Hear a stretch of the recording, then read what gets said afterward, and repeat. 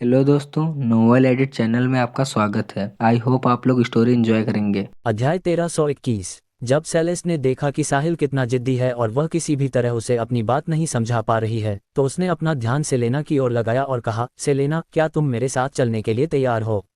साहिल जो कहेगा मैं वही सुनूंगी, सेलेना ने उत्तर दिया। सेलेस्ट का गला रुंध गया। इसके बारे में सोचने के बाद उसने कहा, सेलेना, साहिल पहले से ही एटर्नल रेल में है और अब अमर है। वह तब तक नहीं मरेगा जब तक वह अपने से बहुत अधिक शक्तिशाली किसी से न मिले। दूसरी ओर तुम ऐसा नहीं कर सकती। यदि तुम एटर्नल रेल में नहीं पहुंचती हो तो 3000 साल तुम्हारी सीमा होगी। इसके अलावा जैसे जैसे समय बीतेगा तुम्हारे सभी अंग खराब होने लगेंगे और फिर तुम धीरे धीरे बूढ़ी हो जाओगी। इसके विपरीत साहिल हमेशा जवान रहेगा। क्या तुम प्रेमियों के एक जोड़े को 1 या 2000 साल बाद दादी और पोते बनते हुए स्वीकार कर सकती हो? न केवल सेलेना इस स्थिति का सामना नहीं करना चाहती थी, बल्कि सीलिया, पल और अन्य भी ऐसा नहीं चाहते थे। जब वे भविष्य में बूढ़े हो जाएंगे तब भी साहिल वैसा ही रहेगा। यदि वे साथ होते तो दूसरे सोच सकते थे कि उनके बीच 2 या 3 पीढ़ियों का अंतर है। मुझे परवाह नहीं है, वे चाहे जैसे भी दिखें, मैं अंत तक उनके साथ रहूंगा, साहिल ने जल्दी से कहा। हालांकि सेलेस्ट ने उसे अनदेखा किया और जारी रखा, सेलेना, यदि तुम मेरे साथ आने के लिए तैयार हो, मैं वादा करती हूं कि तुम 100 साल में एटर्नल रेल में पहुंच सकती हो। तब साहिल की तरह ही तुम्हारी भी असीमित जीवन अवधि होगी और तुम हमेशा सुंदर बनी रहोगी। जब ऐसा होगा तो तुम अटूट हो जाओगे और समय के अंत तक साथ रहोगे। कोई तुम्हें फिर कभी परेशान नहीं करेगा। सेलेना स्पष्ट रूप से इससे प्रभावित हुई थी।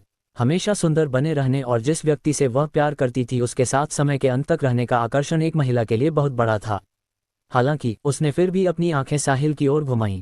तुम्हें उसकी ओर देखने की जरूरत नहीं है। भले ही वह ये तुम्हारी भलाई के लिए कर रहा हो, फिर भी तुम्हें कभी कभी अपने लिए निर्णय लेने होते हैं। तुम अपनी राय के बिना नहीं रह सकती। यदि तुम सिर हिलाती हो तो वह तुम्हें नहीं रोक सकता। सेलेना बहुत द्वंद्व में थी। जैसा कि सेलेस्ट ने कहा था, वह एक अलग थलग और दूरस्थ यूनिवर्स एनफोर्सर थी जिसके पास सब कुछ था। सेलेना के पास ऐसा क्या था जो वह चाहती थी? हालांकि साहिल भी उसके प्रति विचारशील था। सेलेस्ट सेलेना के संघर्ष को देख सकती थी। अभी उसे निर्णय लेने में सेलेना की मदद करने की जरूरत थी। इसलिए उसने एक छोटा कदम आगे बढ़ाया। सेलेस्ट सेलेना के पास पहुंची और उसे ले जाने के लिए उसका हाथ पकड़ने ही वाली थी। हालांकि इसी क्षण साहिल भी तेजी से वहां आ गया। जब सेलेस्ट ने अचानक कार्रवाई की तो साहिल थोड़ा खोया हुआ था। उसे इसकी परवाह नहीं थी कि सेलेस्ट एक यूनिवर्स एनफोर्सर थी। उसकी साहिल के व्यक्ति को छूने की हिम्मत कैसे हुई? साहिल को इसकी परवाह नहीं थी कि सेलेस्ट कौन थी। उसने अपनी पूरी दिमागी शक्ति लगा दी। साथ ही उसने सेलेस्ट को रोकने की कोशिश करने के लिए उसे पकड़ने के लिए हाथ बढ़ाया। हालांकि सेलेस्ट साहिल को अपनी मनचाही चीज कैसे मिलने देती? वह केवल एक यूनिवर्स एनफोर्सर नहीं थी, वह इरिडिसेंट सेक्ट की 4 एल्डर्स में से एक भी थी। इरिडिसेंट सेक्ट स्टार मैंशन से अधिक शक्तिशाली था जहां अमादी था। साथ ही इरिडिसेंट सेक्ट की एल्डर के रूप में सेलेस्ट का पद काफी ऊंचा था। वह स्वच्छता की शौकीन थी, इसलिए इतने लंबे समय तक रहने के बाद उसे कभी किसी पुरुष ने नहीं छुआ था। साहिल जैसी निम्न स्तरीय सभ्यता के पुरुष को इसके बारे में सोचना भी नहीं चाहिए था। यदि साहिल उसे छूता तो सेलेस्ट को ऐसा महसूस होता जैसे उसका उल्लंघन किया गया हो और वह साहिल को मार भी सकती थी। जब साहिल उसे छूने ही वाला था, सेलेस्ट ने एक शक्तिशाली ऊर्जा छोड़ी जो विशेष रूप से उसकी थी। वह साहिल को मारना नहीं चाहती थी, वह बस इस साहसीपन को सबक सिखाना चाहती थी। बूम! अचानक एक दबी हुई आवाज सुनाई दी और इसने मेसन और अन्य लोगों को चक्कर महसूस करा दिया। जब वे होश में आए। अध्याय 1322। साहिल को 100 मीटर से अधिक दूर पीछे हटने के लिए मजबूर कर दिया गया था। सेलेस्ट अभी भी बिना किसी नुकसान के सेलेना के बगल में खड़ी थी। इस समय अमादी आगे आया और सेलेस्ट और साहिल के बीच खड़ा हो गया। दोस्तों, तुम्हें बात करके मामला सुलझाना चाहिए। लड़ो मत। अमादी ने ये कहने के बाद सेलेस्ट के सामने अपने हाथ जोड़े और जारी रखा, सुश्री सेलेस्ट, मैं साहिल को स्टार मैंशन में भर्ती करने वाला हूँ, इसलिए कृपया उसे छोड़ दें। मैं उसकी ओर से आपसे माफी मांग रहा हूँ। आखिरकार यह एक निम्न स्तरीय सभ्यता है और वह नहीं जानता कि आप कौन हैं, इसलिए कृपया उसे क्षमा करें। फिर वह साहिल की ओर मुड़ा। साहिल, चिंता मत करो, मैं वादा करता हूं कि सुश्री सेलेस्ट का कोई बुरा इरादा नहीं है। यदि ऐसा होता तो उनकी शक्ति के साथ तुम पहले ही इस दुनिया से गायब हो गए होते। सेलेना, सीलिया, पल और अन्य जल्दी से साहिल के पास गए। साहिल, क्या तुम ठीक हो? साहिल, क्या तुम ठीक हो? महिलाओं ने एक साथ चिंता से पूछा। मैं ठीक हूँ, साहिल ने कहा। फिर उसने अपना चकराता हुआ सिर हिलाया और अपने शरीर को हिलाया। उसका पूरा शरीर दर्द कर रहा था। लानत है, यह महिला बहुत शक्तिशाली है। उसने केवल अपनी कुछ शक्ति उत्सर्जित की। भले ही मैं अपनी पूरी ताकत का उपयोग करूं, फिर भी मैं उससे हार गया। अगर वह पूरी ताकत से मुझ पर आती तो शायद मैं उसके किसी भी प्रहार को रोक नहीं पाता।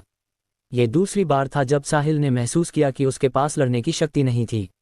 पहली बार तब था जब वह मेसन से मिला था। तब वह केवल एक पार्शियल गॉड रैंकर था, तो जाहिर है वह मेसन का मुकाबला नहीं कर सकता था जो एक पीक गॉड रैंकर था। अब सेलेस्ट के साथ भी ऐसा ही था। अभी साहिल ने अपनी पूरी ताकत का इस्तेमाल किया था और उसने अपनी पूरी दिमागी शक्ति का भी इस्तेमाल किया था। अंत में वह सेलेस्ट द्वारा उपयोग की गई थोड़ी सी ताकत का भी विरोध नहीं कर सका। यदि सेलेस्ट के वास्तव में बुरे इरादे होते तो साहिल सिस्टम और एटर्नल रेल्म अमर शरीर होने के बावजूद भी नहीं बच पाता। साहिल की छाती में आग भड़क उठी जब उसने कुछ 100 मीटर दूर सेलेस्ट की ओर देखा। क्या इस महिला का मेनोपॉज चल रहा है? वह इतनी हिंसक क्यों है? लानत है, बस इंतजार करो, मुझे थोड़ा समय दो और मैं तुम्हें अपने पैरों के नीचे कुचल दूंगा।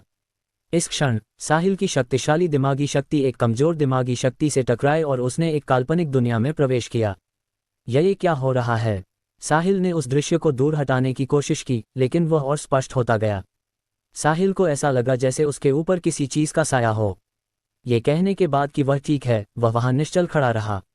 सेलेना और अन्य लोग ये देखकर डर गए। साहिल, क्या हो रहा है? क्या तुम ठीक हो? साहिल, मुझे डराओ मत। साहिल, इससे बाहर निकलो, जागो। महिलाओं ने साहिल को हिलाया लेकिन उसे जगा नहीं सकी। फिर अचानक साहिल का पूरा शरीर कांप उठा और वह अंततः होश में आ गया। अध्याय 1323। मैं ठीक हूँ, मैं ठीक हूँ, चिंता मत करो, मैं बस किसी चीज के बारे में सोच रहा था और मैं उसमें बहुत डूब गया था, साहिल ने जल्दी से कहा। यह सुनकर सीलिया और अन्य लोगों ने राहत की सांस ली। जब तक साहिल ठीक था तब तक सब ठीक था। भले ही साहिल होश में आ गया था, लेकिन उसके दिमाग में जो हुआ था उसने उस पर गहरी छाप छोड़ी थी। वह क्या बला थी? वह दृश्य मेरे दिमाग में क्यों आया?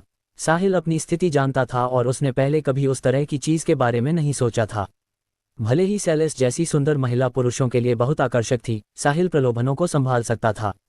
उसके पास पहले से ही सेलेना और अन्य भव्य महिलाएं थीं और वे उसे हर दिन अलग अलग तरीकों से लुभाती थीं, इसलिए वह पहले से ही इसके प्रति प्रतिरक्षित था। इसलिए जब वह किसी सुंदर महिला को देखता था तो उसके मन में ऐसे गंदे विचार नहीं आते थे। यदि नहीं तो उसने अब तक सेलेना और अन्य महिलाओं को कभी क्यों नहीं छुआ? साहिल ने याद किया कि अभी उसके दिमाग में उस दृश्य के साथ क्या हो रहा था। सेलेस्ट के दिल पर एक विशाल लहर टकरा रही थी। क्या वह दिमागी शक्ति थी? ये कैसे संभव है? साहिल एक निम्न स्तरीय सभ्यता से है और उसने अभी अभी एटर्नल रेल्म में प्रवेश किया है। उसे इतनी शक्तिशाली दिमागी शक्ति कैसे मिली? कितना अविश्वसनीय है! ये सेलेस्ट की कल्पना से परे था। किसी को पता होना चाहिए कि वह सॉवरेन रैंक पर थी, जो एटर्नल रेल्म में 3 रैंकों में से सर्वोच्च रैंक थी। उसके और साहिल, जो एक रूलर रैंकर था, के बीच इम्मोर्टल रेल्म था।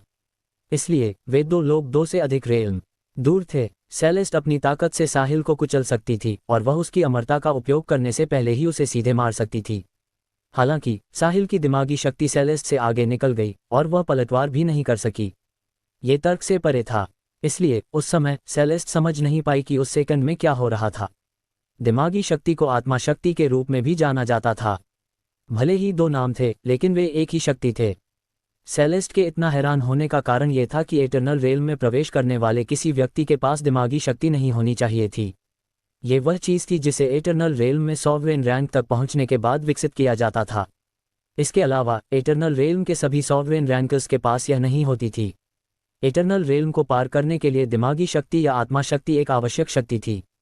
यदि किसी को एटर्नल रेल्म या उच्चतर रेल्म को भेदने की आवश्यकता होती तो उन्हें दिमागी शक्ति की आवश्यकता होती। सेलेस्ट ने केवल थोड़ी सी साधना की थी और इरिडिसेंट सेट के पुराने वरिष्ठों द्वारा उन्हें प्रतिभाओं में प्रतिभा, राक्षसों में राक्षस के रूप में पहचाना गया था। साहिल एटर्नल रेल्म में सिर्फ एक रूलर रैंकर था, लेकिन उसके पास इतनी मजबूत दिमागी शक्ति थी। सेलेस्ट हैरान क्यों नहीं होगी? वह साहिल को अब एक प्रतिभा या राक्षस के रूप में वर्णित नहीं कर सकती थी। वह पूरी तरह से असामान्य था। साहिल की दिमागी शक्ति को देखते हुए यदि वह इसे बनाए रखता है तो वह निश्चित रूप से एटर्नल रेल्म को पार कर जाएगा, जिसका अर्थ था कि साहिल भविष्य में एटर्नल रेल्म को पार कर सकता है और दूसरे रेल्म में जा सकता है। सेलेस्ट साहिल की प्रतिभा से पूरी तरह चकित थी। कोई आश्चर्य नहीं कि अमादी उसे स्टार मेंशन में शामिल होने के लिए भर्ती करना चाहता था। उस बच्चे ने अपने स्टार ऑब्जर्वेशन स्किल से कुछ देखा होगा। यदि नहीं तो वह अभिमानी पंख साहिल के साथ कैसे घुल मिल जाता। कितनी बड़ी गलती! मैंने लगभग इस पागल को खो दिया था जो भविष्य में निश्चित रूप से इटर्नल रेल्म को पार कर जाएगा। अध्याय 1324। अफसोस की बात थी कि इरिडिसेंट सेक्ट केवल महिलाओं को स्वीकार करता था, अन्यथा सेलेस्ट साहिल को इरिडिसेंट सेक्ट में भर्ती कर लेती। हालांकि अब जब वह जानती थी तो उसे उसके साथ एक अच्छा रिश्ता विकसित करना चाहिए था, भले ही वह उसे इरिडिसेंट सेक्ट में भर्ती न कर सके। एक व्यक्ति जो लगभग निश्चित रूप से इटर्नल रेल्म को पार करने वाला था, वह अमूल्य था। हालांकि सेलेस्ट अब इटर्नल रेल्म में सॉवरेन रैंकर थी, लेकिन उसे इटर्नल रेल्म को पार करने का कोई भरोसा नहीं था। हालांकि वह इन चीज़ों को फिलहाल के लिए एक तरफ रख देगी और उनके बारे में बाद में बात करेगी। सेलेस्ट उस समय जो सोच रही थी वह ये था कि साहिल, उस पंख ने अभी उसके साथ इतनी गंदी हरकत की थी। साहिल अकेला नहीं था जिसके दिमाग में वे चित्र थे, वे सेलेस्ट के दिमाग में भी दिखाई दिए। हालांकि उन दोनों के दृष्टिकोण अलग थे। साहिल प्रभारी था, जबकि सेलेस्ट निष्क्रिय रूप से सब कुछ स्वीकार कर रही थी। अपनी दिमागी शक्ति के साथ यदि वे केवल दिमागी शक्ति का उपयोग करके लड़ते तो वह साहिल का बिल्कुल भी मुकाबला नहीं कर पाती। साहिल ने उसके साथ जो किया, सेलेस्ट उसे केवल निष्क्रिय रूप से सहन कर सकती थी, वह विरोध भी नहीं कर सकती थी। हालांकि सेलेस्ट इतने सालों तक जीवित रही थी, लेकिन वह पवित्र थी और उसने कभी किसी पुरुष के साथ शारीरिक संपर्क भी नहीं किया था। वह अपने शरीर को जानती थी। ऐसा इसलिए था क्योंकि उसके गुरु ने उसे बताया था कि यदि वह अपने विशेष शरीर के साथ किसी पुरुष के साथ यौन संबंध बनाती है तो वह पुरुष अंततः अपाहिज हो जाएगा यदि वह मरा नहीं तो। इसलिए सेलेस्ट किसी भी पुरुष को छूने से डरती थी। भले ही अनगिनत असाधारण राक्षस कभी उसके प्रति मोहित थे और उसके लिए कुछ भी करने में संकोच नहीं करते थे, फिर भी वह सिंगल रहना चुनती थी। ये सेलेस्ट के यौन रुझान के कारण था। जब वह जवान थी तब उसे भी कोई पसंद था। हालांकि वह अभी भी अपने गुरु की सलाह अपने कानों में सुन सकती थी। सेलेस्ट ने थोड़ा सा भी आगे बढ़ने की हिम्मत नहीं की और वह केवल इस भावना को अपने दिल में दफन कर सकी। जैसे जैसे समय बीतता गया और वह बड़ी होती गई, उसने धीरे धीरे इस विचार को त्याग दिया। बाहरी दुनिया सोचती थी कि वह अभिमानी थी और अब तक किसी पुरुष में उसकी रुचि नहीं थी। वास्तव में केवल सेलेस्ट स्वयं जानती थी कि ऐसा इसलिए था क्योंकि वह किसी को चोट नहीं पहुंचाना चाहती थी। उसका शरीर एक मंडला फूल की तरह पुरुषों के लिए घातक आकर्षण और हानि दोनों रखता था। साहिल और सेलेस्ट के बीच इस तरह की आध्यात्मिक अंतःक्रिया होने का मुख्य कारण सेलेस्ट का शरीर था। वह एक प्राकृतिक सम्मोहिका थी। वह लगातार आकर्षण बिखेरती थी, पुरुषों का ध्यान आकर्षित करती थी और उनकी इच्छाओं को उत्तेजित करती थी। जैसे जैसे उसकी ताकत बढ़ती गई, उसका आकर्षण भी मजबूत होता गया। जब सेलेस्ट इटर्नल रेल्म में सॉवरेन रैंकर बनी और उसके पास दिमागी शक्ति आई, तो वह अपने चरम पर पहुंच गई। उसकी हर हरकत, हर त्योरी और हर मुस्कान उसके आसपास के पुरुषों की नसों को उत्तेजित कर देती थी। यह आकर्षण उसके शरीर और उसकी आत्मा से आता था। सेलेस्ट खुद पर नियंत्रण नहीं रख सकती थी। अभी जब साहिल सेलेस्ट को रोकने के लिए अपनी पूरी दिमागी शक्ति का उपयोग कर रहा था, तब सेलेस्ट की कमजोर दिमागी शक्ति भी सक्रिय हो गई थी। दोनों की दिमागी शक्तियां आपस में मिल गईं। साहिल की शक्तिशाली दिमागी शक्ति सेलेस्ट की कमजोर दिमागी शक्ति के आकर्षण से आकर्षित हुई। यह उनके नियंत्रण से बाहर था। सेलेस्ट को उम्मीद नहीं थी कि साहिल के पास इतनी शक्तिशाली दिमागी शक्ति होगी, इसलिए वह बेसाख्ता पकड़ी गई और साहिल की दिमागी शक्ति ने उसका फायदा उठाया। साहिल को भी उम्मीद नहीं थी कि सेलेस्ट की लुभावनी शक्ति वास्तव में उसकी दिमागी शक्ति को आकर्षित कर सकती है। उन दोनों ने फिर भ्रम की स्थिति में अपनी दिमागी शक्ति के माध्यम से संभोग किया। ये स्थिति इस विशाल ब्रह्मांड में भी काफी दुर्लभ थी। अध्याय 1325। साहिल की सेलेस्ट की ओर देखने की हिम्मत नहीं हुई। आखिरकार उसने अपनी कल्पना में अभी उसके साथ संभोग किया था।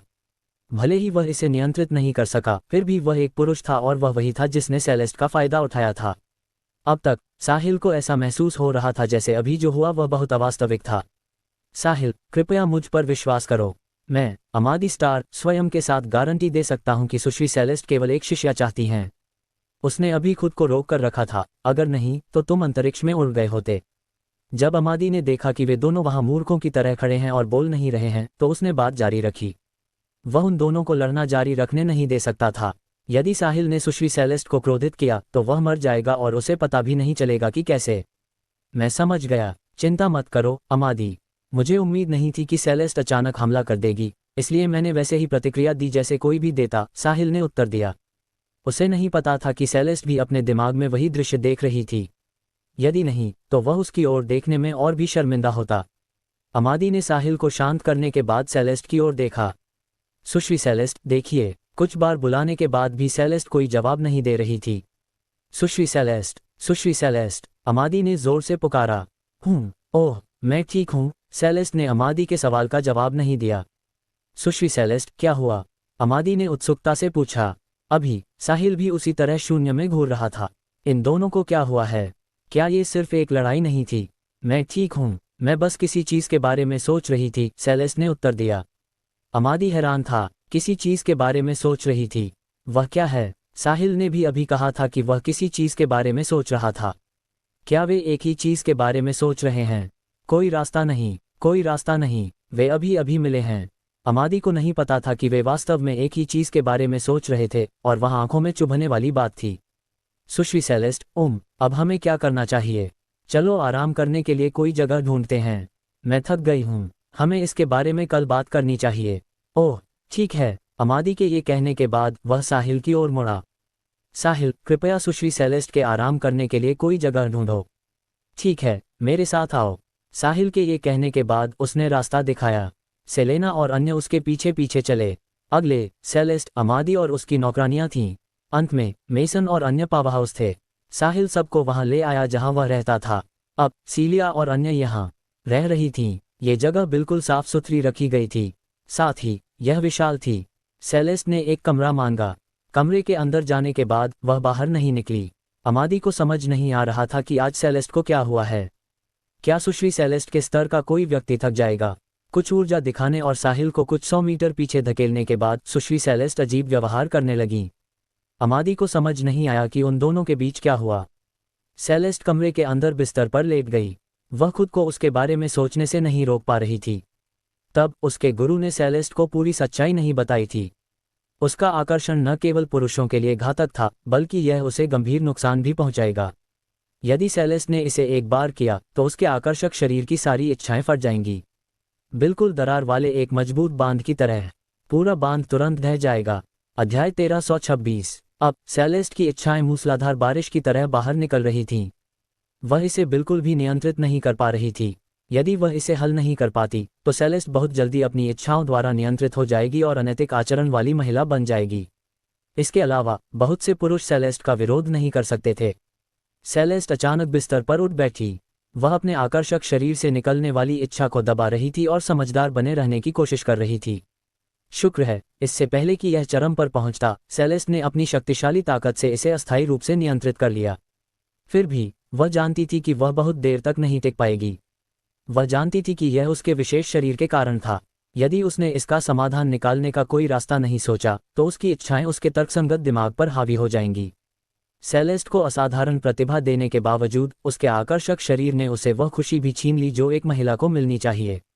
अभी यह उसे अपनी इच्छाओं से प्रेरित एक वेश्या बनने के लिए अपना मानसिक संतुलन खोने पर भी मजबूर कर सकता था। सेलेस्ट खड़ी हुई और अपने कमरे से बाहर निकल गई। साहिल आंगन में बैठकर सीलिया और अन्य लोगों से बात कर रहा था। वे इतने समय तक एक दूसरे से दूर रहे थे, इसलिए उनके पास बात करने के लिए बहुत कुछ था। अमादी अपनी चारों नौकरानियों को उनके कमरे में वापस ले गया था। सेलेस्ट साहिल और गिरोह की ओर चली। सीलिया और अन्य लोगों ने उत्सुकता से सेलेस्ट की ओर देखा। साहिल ने भी सेलेस्ट को आते हुए देखा, लेकिन वह उसकी ओर देखने के लिए नहीं मुड़ा। वह भी सेलेस्ट से बचने की पूरी कोशिश कर रहा था। साहिल, यहाँ आओ, मुझे तुमसे कुछ कहना है। सेलेस्ट पास आए और बोली। सेलेस्ट, तुम मुझे यही बता सकती हो, साहिल ने कहा। क्या तुम्हें यकीन है? सेलेस्ट ने पूछा। साहिल ये सुनकर उसकी ओर देखने के लिए मुड़ा। फिर साहिल को सेलेस्ट की आंखों में कुछ दिखाई दिया। वह हैरान रह गया। क्या सेलेस्ट को पता चल गया? खैर, चलिए चलते हैं। उसके बाद साहिल ने सीलिया और अन्य लोगों से कहा, मेरा इंतजार करना, मैं जल्द ही वापस आऊंगा। महिलाओं ने सिर हिलाया। लड़कियों, कृपया थोड़ी देर इंतजार करें। मुझे साहिल को थोड़ी देर के लिए उधार लेना है, मैं उसे जल्द ही वापस दे दूंगी। सेलेस्ट ये कहकर जाने के लिए मुड़ी। साहिल उसके पीछे पीछे चला। वे दोनों सेलेस्ट के कमरे में गए। कमरे में प्रवेश करने के बाद सेलेस्ट ने एक बैरियर के साथ कमरे को साउंड प्रूफ किया और फिर एक कुर्सी पर बैठ गई। साहिल नहीं बैठा। इसके बजाय उसने सीधे पूछा, क्या बात है सेलेस्ट? साहिल, क्या तुम नहीं जानते कि तुमने क्या किया है? सेलेस्ट ने पूछा। उसका चेहरा काला पड़ गया। साहिल हैरान रह गया। वह हकलाया, मैंने क्या किया? मुझे कोई अंदाजा क्यों नहीं है? फिर से कहो कि तुम नहीं जानते। सेलेस्ट क्रोधित थी। भले ही साहिल भी एटर्नल रेल्म में था, लेकिन वह एटर्नल रेल्म में एक सॉवरेन रैंक करके गुस्से से डर गया था। मुझे याद है सेलेस्ट, मैं लीना को अपने परिवार की तरह मानता हूँ, इसलिए मुझे उसके प्रति जिम्मेदार होना होगा। हम आपको इतना नहीं जानते हैं, तो मैं उसे आपको कैसे सौंप सकता हूँ? क्या आपको ऐसा नहीं लगता? क्या तुम्हें लगता है कि मैं यही पूछ रही हूँ? फिर आप क्या पूछ रही हैं, सेलेस्ट? मुझे कोई अंदाज़ा नहीं है। साहिल ने कड़वी मुस्कान के साथ कहा। क्या तुम दिमागी दुनिया में साहसी नहीं थे? तुमने तब मेरे साथ ऐसा करने की हिम्मत की थी, लेकिन अब तुम इतने डरपोक क्यों हो? साहिल का दिमाग खाली हो गया। ओह नहीं, ओह नहीं, मेरी प्रतिष्ठा बर्बाद होने वाली है। अध्याय 1327। साहिल दंग रह गया। सेलेस्ट को कैसे पता चला कि मेरे दिमाग में क्या चल रहा है? क्या उसने भी इसे देखा? ये कैसे संभव है? क्या हो रहा है? मुझे कौन बता सकता है? साहिल मानसिक रूप से टूटने की कगार पर था। वह हकलाया और पूछा, सेलेस्ट, आपको कैसे पता चला? क्या तुम इसे करने की हिम्मत करते हो लेकिन दूसरों के पता चलने से डरते हो? सेलेस्ट ने उपहास किया। सेलेस्ट, मुझे समझाने दो। मुझे नहीं पता था कि क्या हुआ। यह मेरे नियंत्रण से बाहर था। इससे पहले कि साहिल अपनी बात पूरी कर पाता, सेलेस्ट ने उसे बीच में ही रोक दिया। ठीक है, मैं तुम्हारी बकवास नहीं सुनना चाहती। मुझे बताओ कि तुम इसे कैसे संभाल रहे हो। सेलेस्ट जानती थी कि उसके दिल में क्या चल रहा है। साहिल को किसी चमत्कार का सामना करना पड़ा था, इसलिए एक शुरुआती रूलर एंकर के रूप में इटर्नल रेल में उसके पास इतनी शक्तिशाली दिमागी शक्ति थी। सेलेस्ट को संदेह था कि साहिल के पास इटर्नल रेल में आने से पहले ही दिमागी शक्ति थी। ये बच्चा भगवान का पसंदीदा था। इससे पहले कि वह इटर्नल रेल में पहुंचता, उसके पास पहले से ही दिमागी शक्ति थी जो इटर्नल रेल में सॉवरेन रैंकर्स के लिए विशेष थी। हालांकि सेलेस्ट के शरीर के कारण उसकी दिमागी शक्ति भी अत्यंत आकर्षक थी। इसलिए इसने साहिल की शक्तिशाली दिमागी शक्ति को आकर्षित किया, अंततः उस दृश्य का कारण बना जो उनके नियंत्रण से बाहर था। दिन के अंत में ये सब सेलेस्ट के शरीर के कारण था। हालांकि सेलेस्ट इसे स्वीकार नहीं करेगी। वह इसके लिए केवल साहिल को ही दोष दे सकती थी।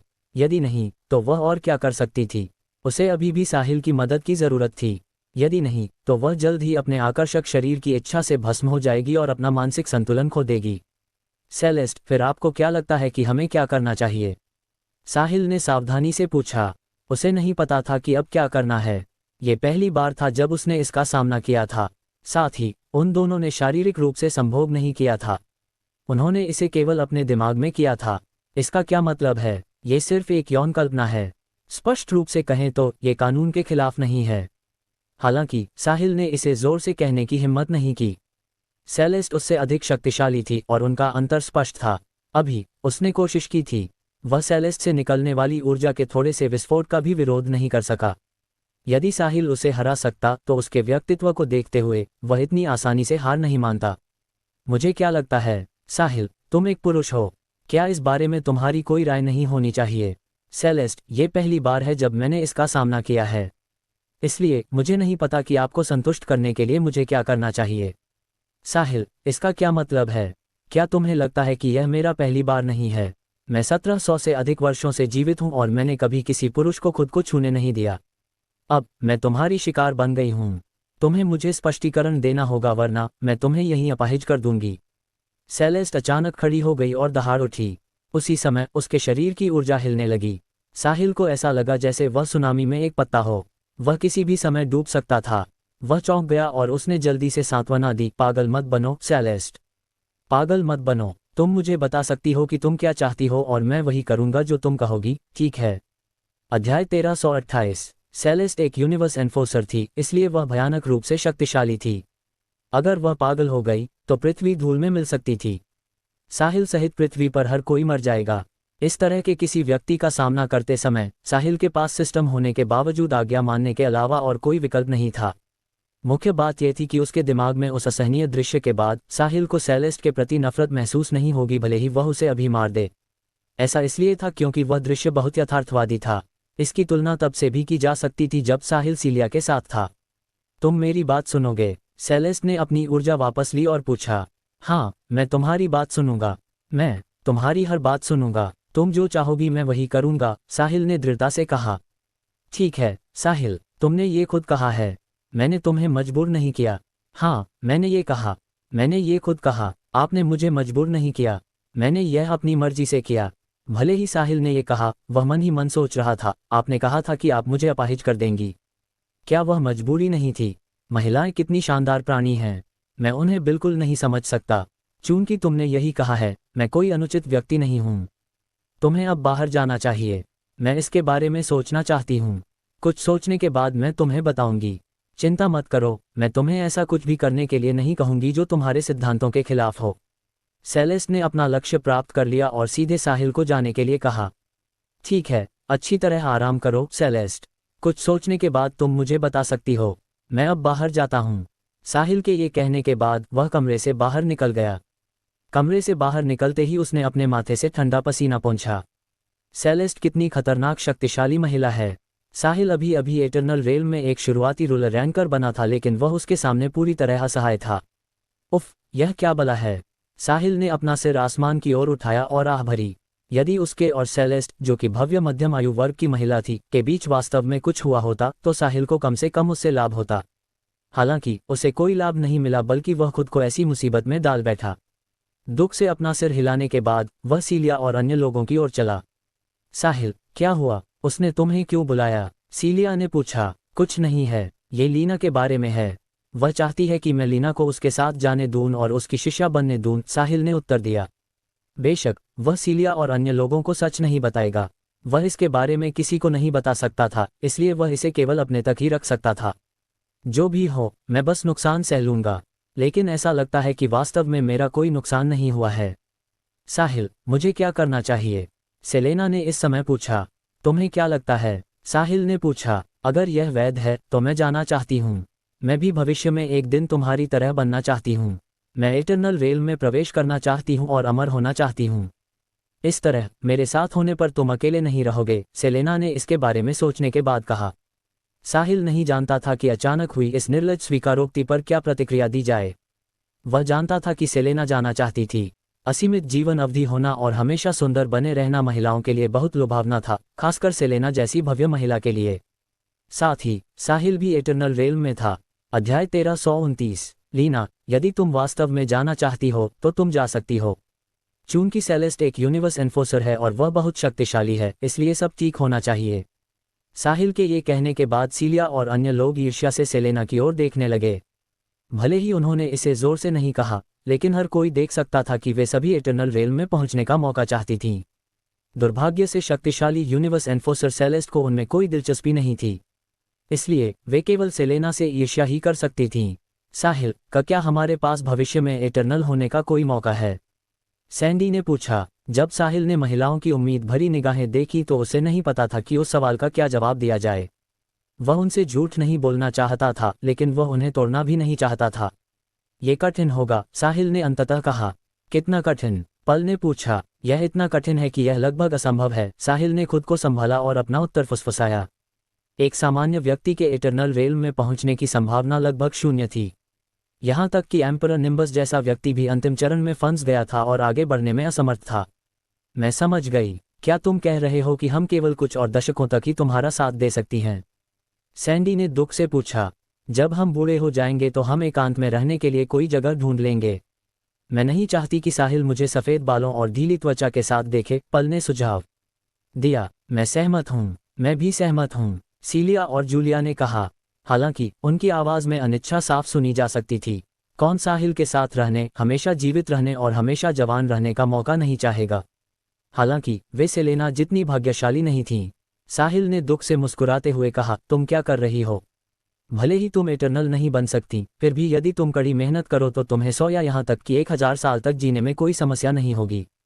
तुम्हारे कुछ दशकों का क्या मतलब है? भले ही वह कुछ 100 साल हो, अंत में हम तुम्हें छोड़ ही देंगे। हमारे मरने के सैकड़ों या हजारों साल बाद तुम निश्चित रूप से हमें भूल जाओगे, सैंडी ने मुंह बनाकर कहा। मैं नहीं भूलूंगा, मैं नहीं भूलूंगा। मैं वादा करता हूं कि मैं आप सभी को कभी नहीं भूलूंगा, साहिल ने तुरंत वादा किया। उसे उन्हें सच बताने पर पछतावा होने लगा। उसे उन्हें प्रेरित करने के लिए कुछ उम्मीद देनी चाहिए थी ताकि वे इतनी नकारात्मक न हो। सेलेना, यदि हम भविष्य में आसपास न हो तो तुम्हें साहिल को हमें न भूलने के लिए याद दिलाने में हमारी मदद करनी होगी।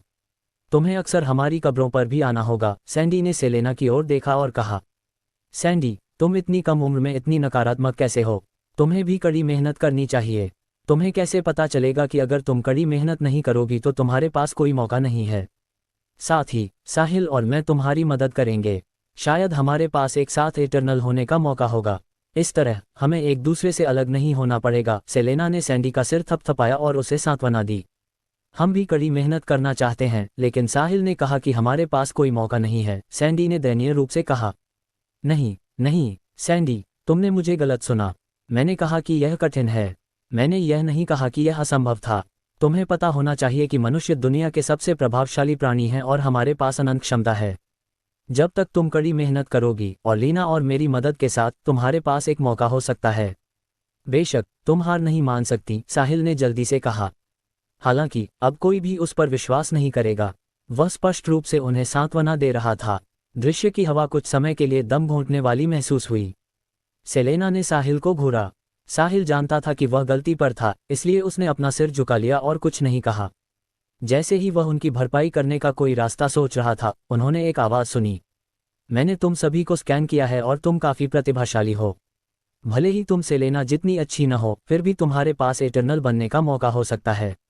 सबने उधर देखा। सेलेस्ट बिना किसी को पता चले साहिल के पीछे प्रकट हो गई थी। साहिल के जाने के बाद सेलेस्ट सोचने लगी थी कि वह अपने और साहिल के बीच के रिश्ते को कैसे संभाल सकती है। साहिल के पास इतनी शक्तिशाली दिमागी शक्ति थी और उसके पास पहले से ही एटर्नल रेल्म को भेदने का 50% मौका था। भविष्य में एटर्नल रेल्म को पार करके दूसरे उच्च रेल्म में जाने का उसके पास बहुत बड़ा मौका होगा। हालांकि इरिडिसेंट सेक्ट पुरुषों को नहीं लेता था। ये ग्रैंड मास्टर्स द्वारा निर्धारित नियम था। अध्याय 1330। इसलिए सेलेस्ट साहिल को इरिडिसेंट सेक्ट में भर्ती नहीं कर सकती थी। यदि वह साहिल के साथ एक अच्छा रिश्ता चाहती थी तो उसे उसके आसपास के लोगों से शुरुआत करनी होगी। साथ ही सेलेस्ट को अपनी इच्छा को नियंत्रित करने के लिए साहिल की मदद की जरूरत थी, जो नियंत्रण से बाहर हो रही थी। संयोग से उसने साहिल की बातचीत सुनी। वह बता सकती थी कि वे महिलाएं साहिल के करीब थीं। साहिल वफादार था, इसलिए यदि सेलेस्ट उन सभी को इरिडिसेंट सेक्ट में भर्ती कर सके तो साहिल का सेक्ट के साथ एक अटूट संबंध होगा। बाकी लोग वास्तव में सेलेना से बहुत खराब थे, लेकिन वे बमुश्किल पास होने लायक थे। भले ही वे नहीं होते, फिर भी सेलेस्ट साहिल की खातिर उन्हें भर्ती कर लेती। वह उन्हें साधना कराती और फिर उन सभी को एटर्नल बनाने का प्रयास करती। ब्रह्मांड में स्वर्ग और पृथ्वी के बहुत से खजाने किसी की प्रतिभा को बढ़ाने में मदद कर सकते थे। हालांकि वे चीज़ें बहुत कीमती थीं, इसलिए सामान्य लोग उन्हें वहन नहीं कर सकते थे। फिर भी साहिल, जो कि एक बहुत ही होनहार बच्चा था, की खातिर सेलेस्ट ने सावधानी बरतने का फैसला किया।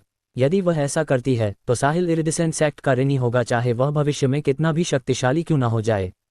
इसलिए उसने अभी जो कहा वह कहा। सच में सेलेस्ट, क्या आप गंभीर हैं? हम सभी भविष्य में एटर्नल बन सकती हैं? सीलिया ने अपनी आंखों में चमक के साथ पूछा। दूसरों ने भी उम्मीद भरी निगाहों से सेलेस्ट की ओर देखा। स्पष्ट रूप से सेलेस्ट ने जो कहा वह साहिल की कही बात से अधिक प्रभावी था। बिल्कुल, हालांकि तुम इस छोटी मिल्की वे में नहीं रह सकती। यहाँ कुछ भी नहीं है और ये तुम्हारे विकास के लिए बुरा है। यदि तुम एटर्नल बनने का मौका चाहती हो तो तुम्हें मेरे साथ यह जगह छोड़नी होगी और इरिडिसेंट सेक्ट में शामिल होना होगा। ये सब तुम पर निर्भर करता है, सेलेस्ट ने कहा। हम चाहते हैं सेलेस्ट, हम आपके साथ चले जाएंगे।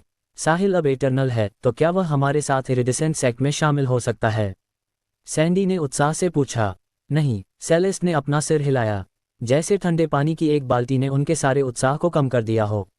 यदि साहिल नहीं जा सकता तो हमारे जाने का क्या मतलब है? साहिल ने भी इस समय अपनी त्योरी चढ़ाई। उसे समझ नहीं आ रहा था कि सेलेस्ट क्या करना चाहती है। एक बात तो ये थी कि उसकी नज़र सेलेना पर थी, लेकिन अब वह सीलिया और अन्य लोगों को अपने साथ ले जाना चाहती थी। क्यों? पल ने पूछा। साहिल की प्रतिभा के साथ ये कहना कोई अतिशयोक्ति नहीं है कि वह जिस भी बल में चाहे शामिल हो सकता है। हालांकि इरिडिसेंट सेक्ट में नहीं, क्योंकि हम केवल महिलाओं को भर्ती करते हैं। ये ग्रैंड मास्टर्स द्वारा छोड़ा गया नियम है और कोई भी इसकी अवज्ञा नहीं कर सकता। हालांकि वह स्टार मैंशन में शामिल हो सकता है। इरिडिसेंट सेक्ट और स्टार मैंशन दोस्त हैं, इसलिए हम हमेशा एक दूसरे के साथ व्यवहार करते हैं। सेलेस्ट के ये कहते ही सब समझ गए। उन सब ने अपनी आंखें साहिल की ओर घुमाईं। साहिल ही वह व्यक्ति था जिसका यहाँ अंतिम फैसला था। यदि साहिल ने मना किया तो वे उसकी बात मानेंगे, चाहे वे कितना भी जाना चाहती हों। जैसे ही साहिल ने महिलाओं की उम्मीद भरी निगाहों को देखा, साहिल उनकी उम्मीदों को तोड़ नहीं सका।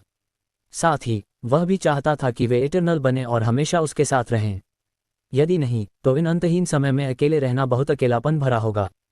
तुम्हें जाना चाहिए, तुम सभी को। मैं भी जाऊंगा। इससे पहले कि सीलिया और अन्य खुश हो पाते, साहिल ने अपना लहजा बदला और जारी रखा, लेकिन मुझे सेलेस्ट को कुछ बताना है। मुझे बताओ, मैं सुन रही हूँ। सेलेस्ट, वे मेरे सबसे करीबी लोग हैं। मुझे उम्मीद है कि आप सच कह रही हैं। यदि नहीं, मैं आपको कभी माफ़ नहीं करूँगा। इस क्षण साहिल ऐसा लग रहा था जैसे वह दुनिया के ऊपर खड़ा हो और इसने सेलेस्ट, जो इटरनल रेल्म में एक सॉवरेन रैंकर थी, को कप्पी छुड़ा दी। जैसा कि उम्मीद थी उस व्यक्ति से जिसके पास इटरनल बनते ही इटरनल रेल्म को पार करने का 50% मौका था, उसके पास वास्तव में कुछ खास था। भले ही वह अभी कमजोर था, लेकिन वह अपने स्वभाव में कमजोर नहीं था। अध्याय 1331। साहिल, चिंता मत करो, तुम्हें जल्द ही पता चल जाएगा कि इरिडिसेंट सेक्ट किस तरह का बल है। मैं उन सभी को इसलिए भर्ती कर रही हूं क्योंकि मैं उनकी क्षमता के पीछे हूं, और यह सब सेक्ट के भविष्य के विकास की खातिर है, सेलेस्ट ने शांति से कहा। साथ ही उसने अपने मन में जोड़ा, ये तुम्हारे जैसे पागल और इरिडिसेंट सेक्ट को एक साथ बांधने के लिए भी है। महिलाओं में सेलेस्ट केवल सेलेना में रुचि रखती थी। बाकी लोगों को इरिडिसेंट सेक्ट में शामिल होने का मौका केवल साहिल की वजह से मिला था। यदि नहीं तो सेलेस्ट सीलिया और उसकी प्रतिभा में रुचि नहीं लेती। उसके जैसे स्तर की प्रतिभा वाले बहुत सारे लोग थे। हर कोई इरिडिसेंट सेक्ट में शामिल नहीं हो सकता था। हर साल बहुत सारी महिलाएं इरिडिसेंट सेक्ट में शामिल होने की लालसा रखती थीं। हालांकि केवल कुछ ही थीं जो वास्तव में योग्य थीं। मुझे ऐसी ही उम्मीद है, साहिल ने उत्तर दिया। उसका मानना था कि दुनिया में कुछ भी मुफ्त नहीं मिलता। सेलेस्ट का ऐसा करने का निश्चित रूप से कोई और मकसद था, लेकिन उसे बस यह नहीं पता था कि वह क्या था। जब उसने सीलिया और महिलाओं के उत्साहित चेहरों को देखा तो साहिल अब और जिद्दी नहीं बने रहना चाहता था। जब तक वे खुश थे तब तक सब ठीक था। उसे बस इतना करना था कि उनके सुरक्षित ठिकाने के रूप में चुपचाप उनके साथ रहना था। सेलेना खुश थी कि सेलेस्ट सीलिया और अन्य लोगों को भर्ती कर सकी। अगला, बहनें साथ रह सकती थीं और एक दूसरे से अलग नहीं हो सकती थीं। वे पिछले कुछ वर्षों से साथ रह रही थीं, इसलिए वे अब एक दूसरे के बहुत करीब थीं। धन्यवाद सेलेस्ट। सीलिया खड़ी हुई और अपना आभार व्यक्त करने के लिए सेलेस्ट के सामने झुकी। फिर सेलेना, पल, सैंडी, जूलिया और अमेलिया सभी खड़ी हो गईं और सेलेस्ट के सामने झुकीं। धन्यवाद सेलेस्ट, तुम्हें मुझे धन्यवाद देने की ज़रूरत नहीं है। मेरे भी अपने कारण हैं। सेक्ट में शामिल होने के बाद तुम आराम नहीं कर सकती। तुम्हें कड़ी मेहनत करनी होगी। इटरनल रेल्म एक बहुत बड़ी बाधा है और बहुत से लोग वहां फंसे हुए हैं। उनमें से कई के पास तो तुम सबसे भी ज्यादा क्षमता थी। हम जानते हैं, चाहे कुछ भी हो, हमें यह मौका देने के लिए हमें अभी भी आपका धन्यवाद करना है। ठीक है, तुम्हें अपनी बातचीत जारी रखनी चाहिए। मैं अब चलती हूँ। मेरे साथ मिल्की वे छोड़ने से पहले तुम्हें आवश्यक तैयारी कर लेनी चाहिए। तुम केवल तभी इटरनल रेल्म में पहुंच पाओगी जब तुम एक उच्च सभ्यता में जाने के लिए इस जगह को छोड़ दोगी। तब तुम्हारी जीवन अवधि असीमित होगी। सेलेस्ट के ये कहने के बाद वह उत्साहित महिलाओं को छोड़कर चली गई। साहिल ने भी मुस्कान दिखाए। चाहे सेलेस्ट का उद्देश्य कुछ भी हो, यदि वह वास्तव में सीलिया और महिलाओं को इटरनल बनने में मदद कर सकती थी तो वह उसका बहुत बड़ा कर्जदार होगा। ये बहुत अच्छा है साहिल। हम सभी के पास इटरनल होने का मौका है। इस तरह हम हमेशा साथ रह सकते हैं। सेलेस्ट के जाने के बाद सैंडी तुरंत पास आए और चिल्लाए। अन्य महिलाओं ने भी अपने भावों के माध्यम से अपनी उत्तेजना व्यक्त की। तुमने मेरी बात पर विश्वास नहीं किया, लेकिन तुम सेलेस्ट की बात पर विश्वास करती हो, है ना? हालांकि उसने ये भी कहा कि एक बार जब तुम सेक्ट में शामिल हो जाओगी तो तुम्हें कड़ी मेहनत करनी होगी, साहिल ने मुस्कुराते हुए कहा। बिल्कुल, चिंता मत करो साहिल। अगर हमें मौका मिला तो हम सब कड़ी मेहनत करेंगे। मुझे बस इस बात की चिंता है कि भगवान हमें मौका भी नहीं देंगे। हालांकि तुम्हें अक्सर हमसे मिलने आना होगा। हाँ, दूसरों ने भी सिर हिलाया। बिल्कुल, साहिल ने उनके साथ थोड़ी देर बातचीत की और फिर वे सब अपने अपने कमरे में चले गए। इस दिन बहुत सारी चीजें हुईं। हर कोई पूरे समय तनाव में था, इसलिए वे निश्चित रूप से थक गए होंगे। जब साहिल आसपास नहीं होता था तो सीलिया और महिलाएं एक ही कमरे में सोती थीं। अब जब साहिल वापस आ गया था तो वे अपने अपने कमरों में वापस चले गए। जैसे ही साहिल अपने बिस्तर पर लेटा, उसने याद किया कि अभी क्या हुआ था। वह इटरनल बन गया था और बीस्ट गैलेक्सी के 9 हेडेड सरपेंट क्लैन को डराने के लिए अपने गोल्डन बॉडी का इस्तेमाल किया था। इसके अलावा उसने एविल स्प्लिटिंग स्वॉर्ड और एविल स्प्लिटिंग स्वॉर्ड तकनीक का उपयोग करके शून्य के माध्यम से एक अन्य इटरनल के गोल्डन बॉडी के सिर में से एक को काट दिया था। फिर उसने अंतरिक्ष को फाड़ दिया और कुछ चींटियों को संभालने के लिए वापस पृथ्वी पर आ गया। बाद में एक उच्च स्तरीय सभ्यता के 2 यूनिवर्स एनफोसिस सेलेस्ट और अमादी पहुंचे। अध्याय 1332 एक इरिडिसेंट सेक्ट से थी जबकि दूसरा स्टार मैंशन से था। वे बहुत शक्तिशाली बल होने चाहिए, इसलिए ये कहने की आवश्यकता नहीं है कि वे बहुत मजबूत होंगे। वे दोनों साहिल से अधिक मजबूत थे। अमादी उतना डरावना नहीं था। भले ही वह मजबूत था, लेकिन उसकी एक सीमा थी। दूसरी ओर वह महिला सेलेस्ट भयानक थी। वह शायद पहले से ही इटरनल रेल्म के अंतिम रैंक, सॉवरेन रैंक तक पहुंच गई थी। उस तरह की महिला कांटों वाला गुलाब थी। उसमें इतना गहरा आकर्षण था और वह इतनी भयानक रूप से शक्तिशाली थी। साहिल खुद को और सेलेस्ट के उस दृश्य को याद करने से नहीं रोक सका। उसे अभी भी समझ नहीं आया कि क्या हुआ था, लेकिन उसने अनुमान लगाया कि यह उसकी दिमागी शक्ति से संबंधित होना चाहिए।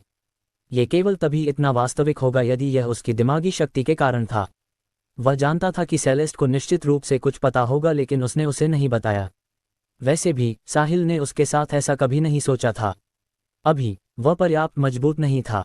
वह भविष्य में पता लगा सकता था जब वह अधिक मजबूत होगा। साहिल ने सोचा था कि एक बार जब वह इटर्नल बन जाएगा और मिल्की वे का मास्टर बन जाएगा तो वह सीलिया और महिलाओं के साथ एकांत में शांतिपूर्ण जीवन जी सकेगा। हालांकि ऐसा कुछ हो गया। चीजों के विकास के अनुसार महिलाएं जल्द ही सेलेस्ट के साथ मिल्की वे छोड़कर एक उच्च सभ्यता की ओर जा सकती थीं। भले ही साहिल मिल्की वे में सबसे शक्तिशाली व्यक्ति था, लेकिन मिल्की वे एक निम्न स्तरीय सभ्यता थी। जब वह एक उच्च स्तरीय सभ्यता में जाएगा तो इटर्नल रेल में एक शुरुआती रूलर रैंक कुछ भी नहीं होगा। यदि वह एक उच्च स्तरीय सभ्यता में पैर जमाना चाहता था और उसके पास खुद को और महिलाओं की रक्षा करने के लिए पर्याप्त ताकत हो, तो उसे लेविश पॉइंट्स के लिए पैसा खर्च करना जारी रखने के लिए सिस्टम पर निर्भर रहना पड़ता था। इस तरह वह अपनी ताकत बढ़ा सकता था। सही सिस्टम। साहिल को अचानक एक सवाल याद आया। जब उसे सिस्टम मिला था तो उसके पास एक क्वाड्रिलियन सोमरलैंड डॉलर्स थे। यदि वह $100 मिलियन खर्च करता तो उसे एक लेविश पॉइंट मिल सकता था। लेवल 3 सभ्यता से पावन और उसके लोगों के आने के बाद सिस्टम को अपग्रेड और रिफ्रेश किया गया था। पैसा वापस एक क्वाड्रिलियन पर चला गया और यह सोमरलैंड डॉलर्स से बदलकर गैलेक्सी डॉलर्स हो गया। अब उसने एक उच्च स्तरीय सभ्यता के किसी व्यक्ति के साथ बातचीत की थी और वह एक उच्च स्तरीय सभ्यता में जाएगा। अतीत में जो हुआ उसके अनुसार सिस्टम फिर से अपग्रेड और रिफ्रेश हो सकता है। पैसा वापस एक क्वाड्रिलियन पर चला जाएगा और मुद्रा भी बदल जाएगी। एक निम्न स्तरीय सभ्यता की मुद्रा को उच्च स्तरीय सभ्यता द्वारा मान्यता नहीं दी गई थी, ठीक वैसे ही जैसे सोमरलैंड डॉलर्स को रॉयल रीजन द्वारा मान्यता नहीं दी गई थी। साहिल ने जल्दी से सिस्टम पैनल खोला। वास्तव में ये वैसा ही था जैसा उसने उम्मीद की थी। सिस्टम की स्क्रीन काली थी और कुछ शब्द लिखे थे। सिस्टम अपग्रेड हो रहा है, कृपया प्रतीक्षा करें। सिस्टम के अपग्रेड होने के बाद साहिल जानता था कि वह सेलेस्ट के बताए बिना कहाँ जा रहा होगा। जब साहिल सोच रहा था कि एक उच्च स्तरीय सभ्यता कैसी दिखेगी, खट खट खट, उसने दरवाजे पर एक हल्की दस्तक सुनी। साहिल दरवाजा खोलने के लिए उठा। फिर उसने सीलिया का कोमल छोटा शर्माता हुआ चेहरा देखा। वह सिर झुकाए दरवाजे के बाहर खड़ी थी। साहिल शुरू में सीलिया के आने से चौंक गया था। फिर उसने प्रतिक्रिया दी और दरवाजा बंद करने से पहले सीलिया को दरवाजे के अंदर खींच लिया। अध्याय 1333। इस क्षण सेलेस्ट भी अपनी इच्छाओं को नियंत्रित करने के लिए अपनी पूरी ताकत का उपयोग कर रही थी, जो नियंत्रण खोने की कगार पर थी। वह मजबूत थी और उसके पास दिमागी शक्ति थी, इसलिए स्वाभाविक रूप से उसकी धारणा अच्छी थी। साहिल जो कर रहा था उसे उससे कैसे छुपा सकता था। वह शुरू में मुश्किल से खुद को नियंत्रित कर पा रही थी, लेकिन साहिल के ऐसा करने के बाद वह खुद को और नियंत्रित नहीं कर सकी। वह कमीना साहिल, क्या वह मर जाएगा अगर उसके पास महिलाएं नहीं होंगी? सेलेस्ट ने मन ही मन कोसा। उसे कैसे पता होगा कि आधिकारिक प्रेमियों साहिल और सीलिया को एक दूसरे को देखे हुए 1 साल हो गया था। वे आखिरकार एक दूसरे से मिले थे, तो वे इस मौके को कैसे चूकते? हालांकि सेलेस्ट पीड़ित थी। उसका एक विशेष शरीर था। एक बार जब उसका किसी पुरुष के साथ संबंध हो जाता तो उसके दिल में छिपी इच्छा पूरी तरह से फूट पड़ती। भले ही उसका साहिल के साथ शारीरिक यौन संबंध नहीं था, कभी एक दूसरे को नहीं छुआ था और केवल अपनी दिमागी शक्ति के माध्यम से संभोग किया था जो उनके नियंत्रण से बाहर था। ये सेलेस्ट के शरीर में भानुमति का पिटारा खोलने और उसकी सबसे आदिम इच्छा को मुक्त करने के लिए पर्याप्त था। जैसे ही सेलेस्ट बिस्तर पर बैठी, उसकी ऊर्जा में उतार चढ़ाव आया। चूंकि वह इटर्नल रेल में एक सॉवरेन रैंकर थी, इसलिए वह नियंत्रण नहीं खो सकती थी। यदि नहीं तो भले ही साहिल और अमादी मिलकर काम करें, वे उसे नहीं रोक पाएंगे। यदि ऐसा हुआ तो पृथ्वी नष्ट हो जाएगी, यहाँ तक कि मिल्की वे भी प्रभावित होगा। साहिल को कोई अंदाजा नहीं था कि वह अभी जो कर रहा था वह खतरनाक था। अमादी अपने कमरे में था और अपनी 4 नौकरानियों की मदद से उसने आज जो हुआ उसकी रिपोर्ट स्टार मैंशन को देने के लिए एक गुप्त तकनीक का इस्तेमाल किया, जिसमें यह भी शामिल था कि वह स्टार ऑब्जर्वेशन स्किल के साथ साहिल को क्यों नहीं देख सका और कैसे। सेलेस्ट सेलेना को अपनी शिष्या के रूप में लेने में रुचि रखती थी, लेकिन उसे समझ नहीं आया कि सेलेना में इतना खास क्या था। वे दोनों अद्वितीय थे। अमादी उनमें से एक को नहीं देख सका, लेकिन दूसरी ओर वह दूसरे को देख सकता था, लेकिन केवल सही जानकारी। जल्द ही अमादी को स्टार मैंशन से जवाब मिला। उन्होंने कहा कि उसे साहिल को भर्ती करने के लिए सब कुछ दांव पर लगा देना चाहिए। जहां तक सेलेस्ट और सेलेना की बात है, उसे बस उन्हें उनके हाल पर छोड़ देना चाहिए। ऐसा इसलिए नहीं था क्योंकि स्टार मैंशन को सेलेना की परवाह नहीं थी। यदि सेलेना सेलेस्ट को शिष्या बनाने की इच्छा पैदा कर सकती थी तो वह साधारण नहीं थी। हालांकि चूंकि सेलेस्ट आसपास थी, स्टार मैंशन जानता था कि उनके पास कोई मौका नहीं होगा। सौभाग्य से इरिडिसेंट सेक्ट पुरुषों को स्वीकार नहीं करता था, यदि नहीं तो स्टार मैंशन को साहिल के साथ मौका भी नहीं मिलता। स्टार मैंशन के निर्देश के साथ अमादी जानता था कि उसे आगे क्या करना चाहिए। ऐसा लग रहा था कि मैंशन उस व्यक्ति को बहुत महत्व देता है जो स्टार ऑब्जर्वेशन स्किल से सुरक्षित है। उन्होंने अमादी से साहिल को चाहे जो भी हो भर्ती करने के लिए भी कहा। अमादी सोचने लगा कि वह साहिल को स्टार मैंशन में शामिल होने के लिए सहमत करने के लिए क्या कर सकता है। साहिल के प्रदर्शन को देखते हुए वह इस ग्रह और अपने आसपास की महिलाओं की बहुत परवाह करता था। यदि अमादी चाहता था कि साहिल चला जाए तो उसे यह सुनिश्चित करना था कि पृथ्वी सुरक्षित है और फिर उसके आसपास की महिलाओं से शुरुआत करनी थी। एक बार जब महिलाएं चली गईं तो साहिल निश्चित रूप से उनके साथ चला जाएगा।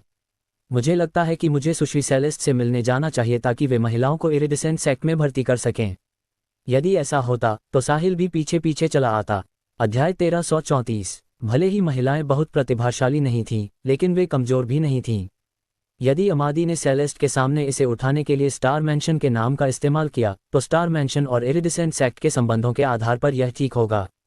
ठीक है, मैं ये करूंगा। मैं कल सुश्री सेलेस्ट से बात करने जाऊंगा।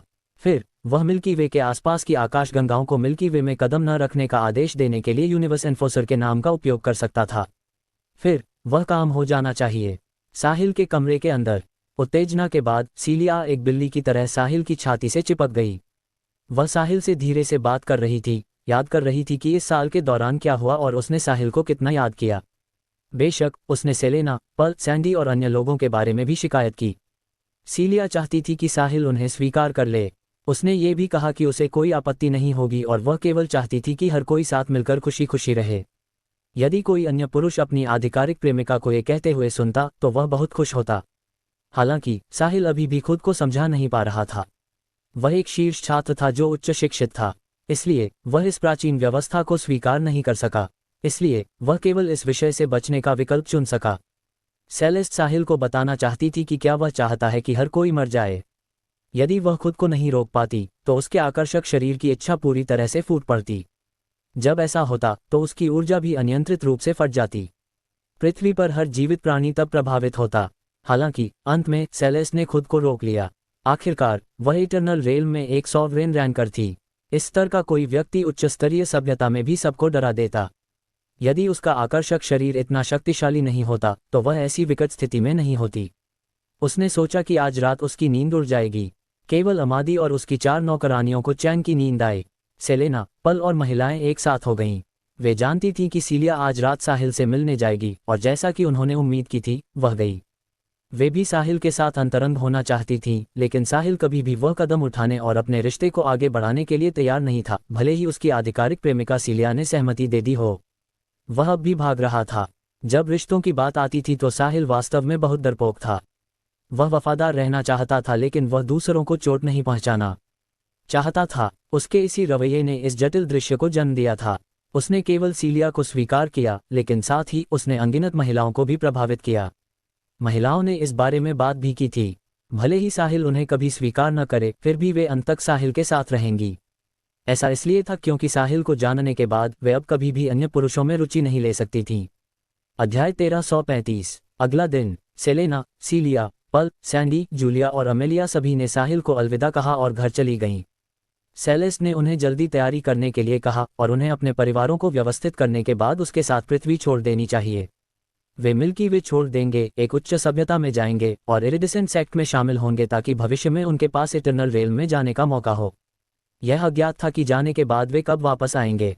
ये भी अज्ञात होगा कि वे भविष्य में अपने माता पिता को फिर से कब देखेंगे। इसलिए उन्हें पहले वापस जाकर अपने परिवारों को समझाना होगा। यहाँ तक कि पल, जिसका पहले अपने परिवार के साथ झगड़ा हुआ था, उसे भी इस बार अपने माता पिता और छोटे भाई को ठीक से व्यवस्थित करने के लिए वापस जाना पड़ा। हालांकि उसका परिवार उसका शोषण करता था, आखिरकार वे उसके जैविक माता पिता और भाई थे जो खून के रिश्ते से उससे जुड़े थे। यह विदाई जीवन भर के लिए भी हो सकती थी। पल के दिल में चाहे कितनी भी नाराजगी क्यों न हो, वह लगभग खत्म हो चुकी थी। इसके अलावा पिछले कुछ वर्षों में उसने अपने घर की किसी भी चीज़ की परवाह नहीं की। उसने ध्यान देने या उसे समझने की कोशिश भी नहीं की। उन्हें वह सजा मिली जिसके वे हकदार थे। पल को लगा कि उसके माता पिता और छोटे भाई को अपनी गलती का पता चल गया होगा। अपने परिवार को व्यवस्थित करने के बाद पल आत्मविश्वास के साथ जा सकती थी और साहिल के नक्शे कदम पर चल सकती थी। यदि नहीं, तो उसके व्यक्तित्व के आधार पर वह इस तरह नहीं जा सकती थी। साहिल उनके साथ जाना चाहता था, लेकिन वे बहुत सारे थे और वह अकेला। साथ ही उसे अपनी आंटी सैली और आंटी डायना को भी बताना था। अंत में वे क्रमशः अपने अपने घरों को वापस चले गए। अमादी अकेलापन बर्दाश्त नहीं कर सका, इसलिए वह अपनी 4 नौकरानियों को पृथ्वी के चारों ओर घूमने के लिए ले गया। जाने से पहले उसने सेलेस्ट से कहा कि जब वे जाने वाले हों तो उसे सूचित कर दे।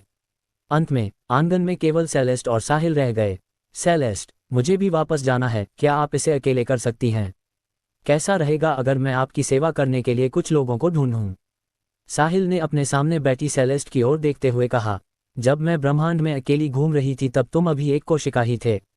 क्या तुम्हें लगता है कि मैं अकेले कुछ नहीं कर सकती? सेलेस्ट ने सीधे साहिल को डांटा। अब साहिल उसकी आंखों में खटक रहा था। यदि साहिल नहीं होता तो वह इस अप्रिय स्थिति में नहीं होती। कल की आत्माओं के मिलन के बाद सेलेस्ट के आकर्षक शरीर की इच्छा पूरी तरह से प्रज्वलित हो गई थी। नतीजतन उसे इसे दबाने के लिए वह सब करना पड़ा जो वह कर सकती थी।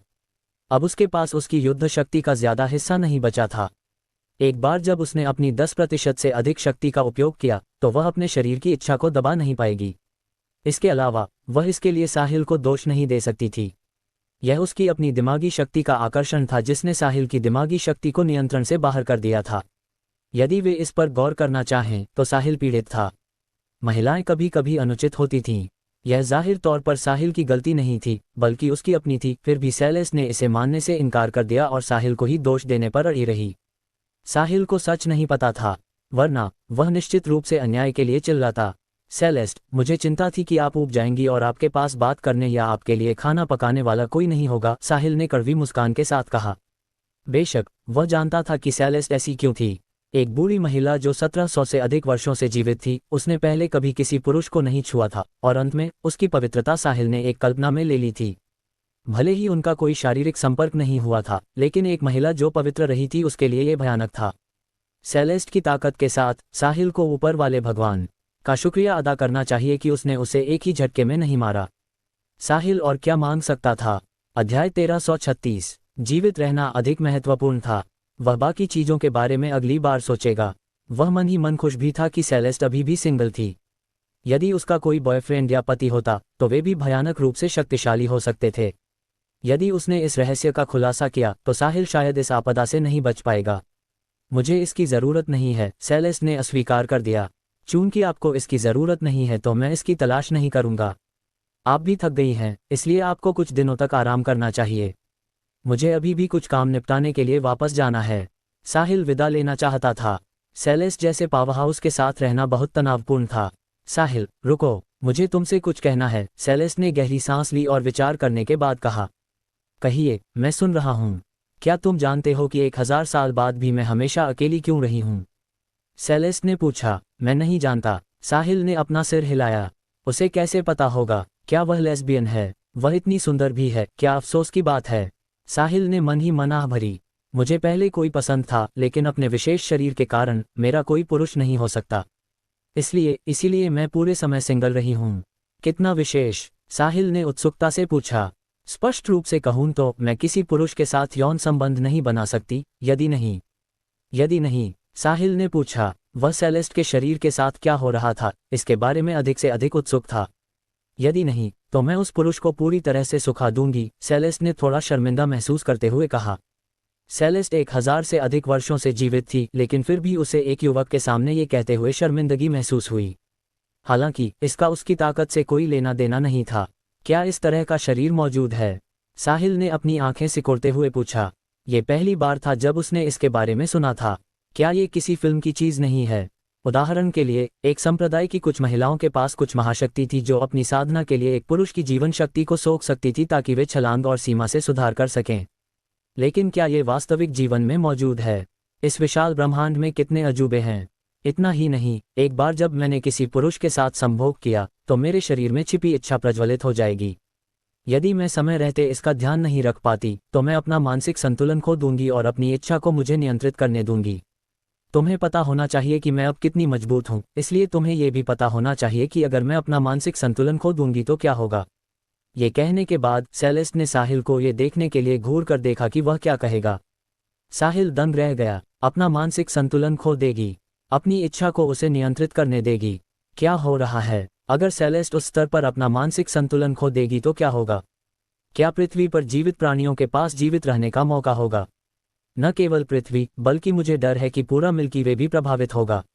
लेकिन इसका उससे क्या लेना देना है?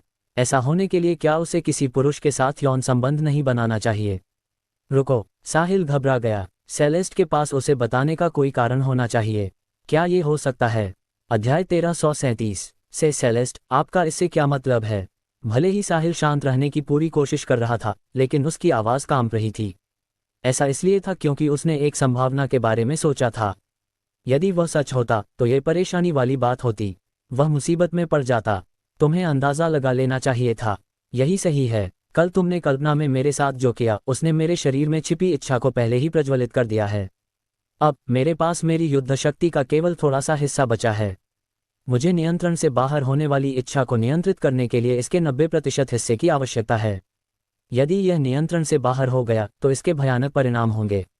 जब साहिल ने सेलेस्ट की बात सुनी तो उसका मुंह खुला रह गया। उसने उसके अनुमान की पुष्टि की। सेलेस्ट, क्या आपने यह नहीं कहा था कि यह तभी होगा जब आप किसी पुरुष के साथ सोती हैं? हमने केवल अपने दिमाग में उस बारे में सोचा था और हमने कभी एक दूसरे को नहीं छुआ। ये कैसे हुआ? साहिल, तुम बहुत भोले हो।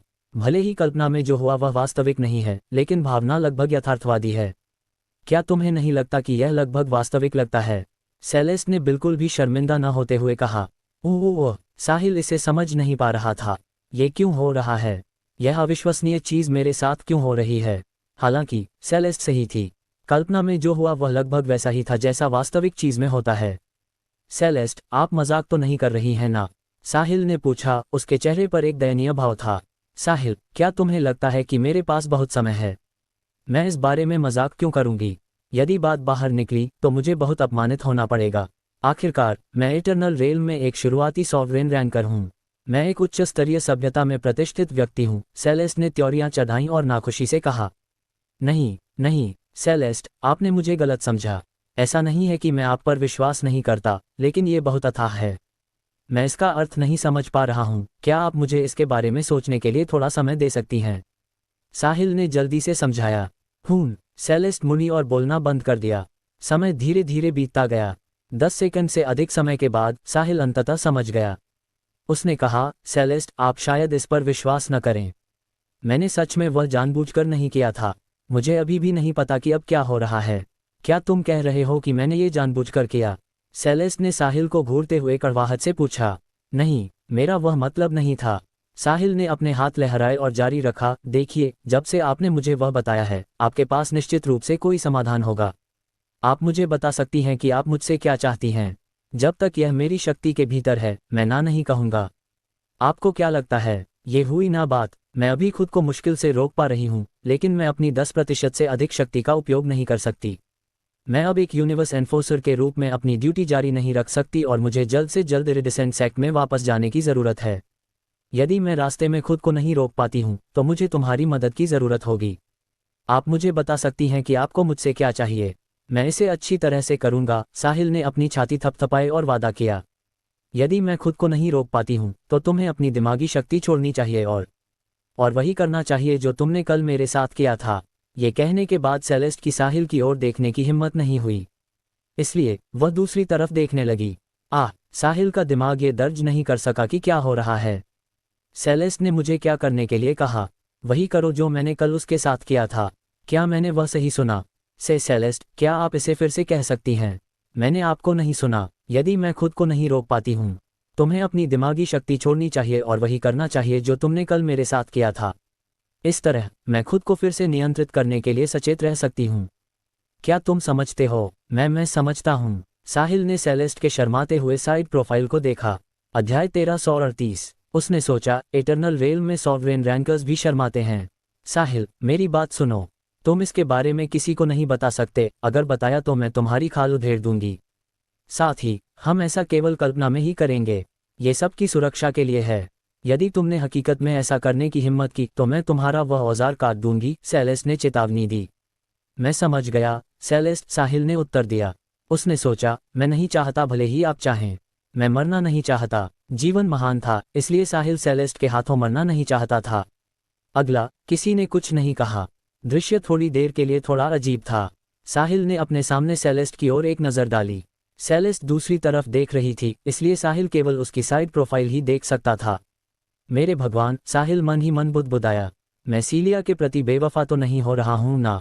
मैं ये पृथ्वी के जीवन की सुरक्षा और मिल्की वे के निर्दोष जीवन के लिए भी कर रहा हूं। ये सिर्फ एक कल्पना है, हम सच में एक दूसरे को नहीं छुएंगे। ज्यादा से ज्यादा ये सिर्फ एक भावनात्मक मामला है ना? साथ ही सेलेस्ट ने मुझे मजबूर किया। साहिल ने खुद को सांत्वना दी। सेलेस्ट, आप कब तक टिक सकती हैं? साहिल ने सन्नाटा तोड़ा और अचानक पूछा। सेलेस्ट ने अपना सिर घुमाया, साहिल की ओर देखा और मुस्कुराहट के साथ पूछा, क्यों?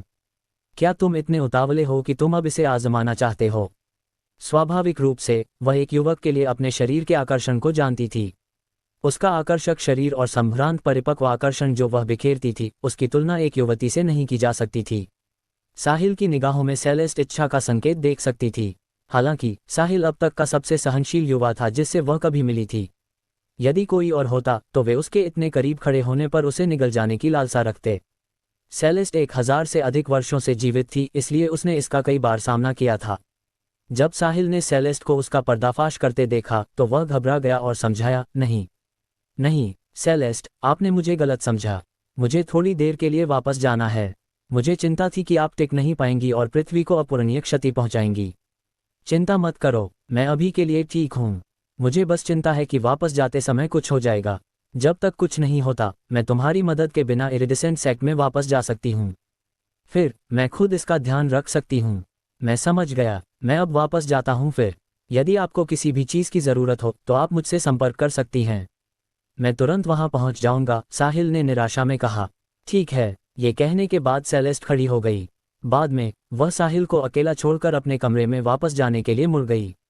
उसका आकर्षक शरीर अपने नाम के अनुरूप था। साहिल सेलेना, पल और अन्य लोगों के प्रलोभन के सामने खुद को रोक सकता था। हालांकि सेलेस्ट के आकर्षक शरीर के प्रभाव में रहते हुए वह लगभग खुद को नहीं रोक पाया।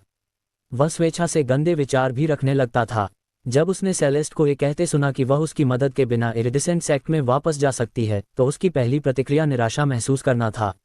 अध्याय 1339। सेलेस्ट के अपने कमरे में वापस जाने के कुछ ही समय बाद साहिल वहां से चला गया। जल्द ही वह साउथ रिवर प्रोविंस के रिवर सिटी पहुंचा। आंटी सैली और आंटी डायना अपने परिवारों के साथ रिवर सिटी चली गई थीं। इसलिए साहिल एक एक करके उनसे मिलने गया। साहिल के अचानक आने से परिवार उत्साहित थे। साहिल पृथ्वी पर एक महान व्यक्ति था, इसलिए उसकी मूर्तियां हर जगह थीं। साहिल की आंटी के रूप में सैली और डायना खुश और गौरवान्वित थीं। उन्होंने साहिल को बड़ा होते देखा था और साहिल की वजह से उनकी जिंदगी बदल गई थी। अब उनकी कुल संपत्ति अमूल्य थी। उनके पास शानदार कारें थीं और वे हवेलियों में रहते थे। तब उन्होंने कभी इसके बारे में सोचने की हिम्मत नहीं की थी, लेकिन अब ये सब हो गया। ये कहा जा सकता है कि साहिल ही वह व्यक्ति था जिसने उन्हें वह सब दिया जो उनके पास अभी था। दोनों परिवारों ने भी मानदंडों के भीतर काम किया। रिश्तेदार होने के कारण उन्होंने साहिल के नाम का उपयोग करके नियमों की परवाह किए बिना मनमाना व्यवहार नहीं किया। वे केवल शांति से अपना जीवन जीते थे। किसी को पता भी नहीं था कि वे साहिल का परिवार हैं। आखिरकार सोमरलैंड नेशनल स्पेशल टास्क फोर्स और फाल्कन में शामिल होने के बाद साहिल का डेटा वर्गीकृत कर दिया गया था। साहिल अपनी आंटी से बात करने के लिए 5 दिनों तक रुका। साथ ही उसने पूछा कि क्या उन्हें किसी चीज़ की ज़रूरत है। सैली और डायना अपने वर्तमान जीवन से खुश थीं और ज़्यादा कुछ नहीं चाहती थीं या सोमरलैंड के किसी संभ्रांत घेरे में शामिल नहीं होना चाहती थीं। शांतिपूर्ण जीवन जीना अच्छा था। साहिल अपनी आंटी के फैसले का भी समर्थक था। रिवर सिटी में अपना जीवन जीना ठीक था। ज़्यादा चाहना, मशहूर होना या सोमरलैंड के संभ्रांत हलकों में प्रवेश करना अच्छी बात नहीं हो सकती थी। भले ही साहिल के लिए इसका प्रबंध करना आसान होता, लेकिन वह जल्द ही पृथ्वी छोड़ने वाला था। उसके जाने के बाद भी वह प्रतिष्ठित रह सकता है, लेकिन शायद दशकों बाद उसे कोई याद नहीं रखेगा। डायना और सैली के परिवारों के पास पर्याप्त पृष्ठभूमि नहीं थी। एक 8 सितारा होटल का प्रबंधन करना और सालाना अरबों का लाभ प्राप्त करना उन परिवारों के लिए हमेशा के लिए एक सुखद और लापरवाह जीवन जीने के लिए पर्याप्त होगा। ऐसा नहीं था कि साहिल कंजूस था और उन्हें ज़्यादा नहीं देना चाहता था। उसके लिए पैसा सिर्फ एक संख्या थी। उसे बस इस बात की चिंता थी कि अगर उसने बहुत ज्यादा दे दिया तो उसके जाने के बाद कोई उसके परिवार को निशाना बनाना शुरू कर सकता है। यदि ऐसा हुआ तो लाभ से ज्यादा नुकसान होगा। उनकी अभी की स्थिति सबसे आदर्श थी। जहां तक उसके अंकल बॉबी और अंकल लेस्ली की बात है, साहिल ने उन पर कोई ध्यान नहीं दिया। ऐसा नहीं था कि साहिल कोई द्वेष पाल रहा था, लेकिन उसे अंकल बॉबी और उनके परिवार द्वारा पहुंचाई गई चोट आज भी कल की तरह याद थी। साहिल जानता था कि आंटी डायना गुप्त रूप से अंकल लेस्ली और उनके परिवार की मदद कर रही थी, इसलिए वह एक आंख बंद रखेगा। हालांकि वह उन्हें माफ नहीं करेगा। शायद डायना को भी पता था कि अंकल बॉबी और उनका परिवार उस समय सीमा से बाहर चले गए थे, इसलिए हर बार जब वे मदद के लिए उसके पास आते थे तो उसने उनकी मदद करने से मना कर दिया। जाने से पहले साहिल ने डायना और सैली को एक एक निशानी दी। उसने उनसे कहा कि अगर वे किसी ऐसी चीज में फंस जाएं जिसे वे हल नहीं कर सकते तो ईस्ट लीग कैपिटल्स के प्रभारी व्यक्ति को ढूंढें। यदि प्रभारी व्यक्ति कुछ नहीं कर पाता तो उन्हें सीधे सोमरलैंड के चीफ ऑफ स्टाफ मेसन के पास जाना चाहिए। यह उनके लिए एक सुरक्षा उपाय माना गया। उसके बाद साहिल बिना किसी चिंता के चला गया। आंटी सैली और आंटी डायना को अलविदा कहने के बाद साहिल को पता नहीं था कि वह जीवंत सड़क पर कहाँ जाना चाहता है। सेलेस्ट ने सभी को तैयारी के लिए वापस जाने के लिए आधा महीना दिया था। उसने केवल 5 दिन लिए। समय पूरा होने पर ही महिलाएं वापस आएंगी। आखिरकार किसी को नहीं पता था कि जाने के बाद वे कब वापस आएंगी, इसलिए वे अपने परिवारों के साथ जितना हो सके उतना समय बिताएंगी।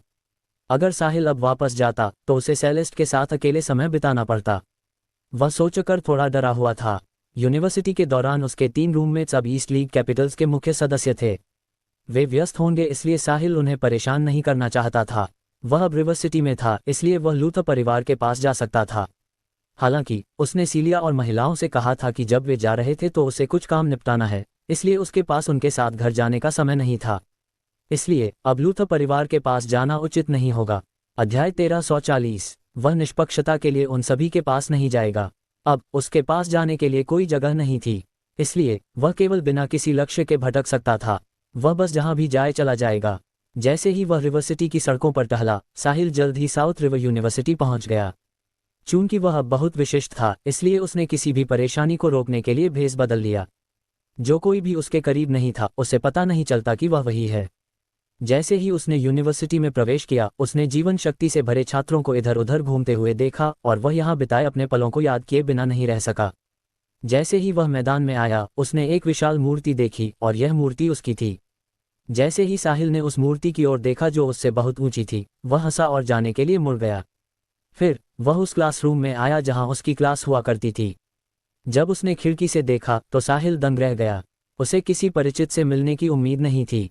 इस समय क्लास में पढ़ाने वाला व्यक्ति उसकी क्लास में सबसे सुंदर और 3 कैंपस सुंदरियों में से एक अवा स्नोडेन थी। कुछ वर्षों के बाद अवा अब कम युवा और अधिक परिपक्व दिख रही थी। साहिल ने नहीं सोचा था कि वह साउथ रिवर यूनिवर्सिटी में लेक्चरर के रूप में रहेगी।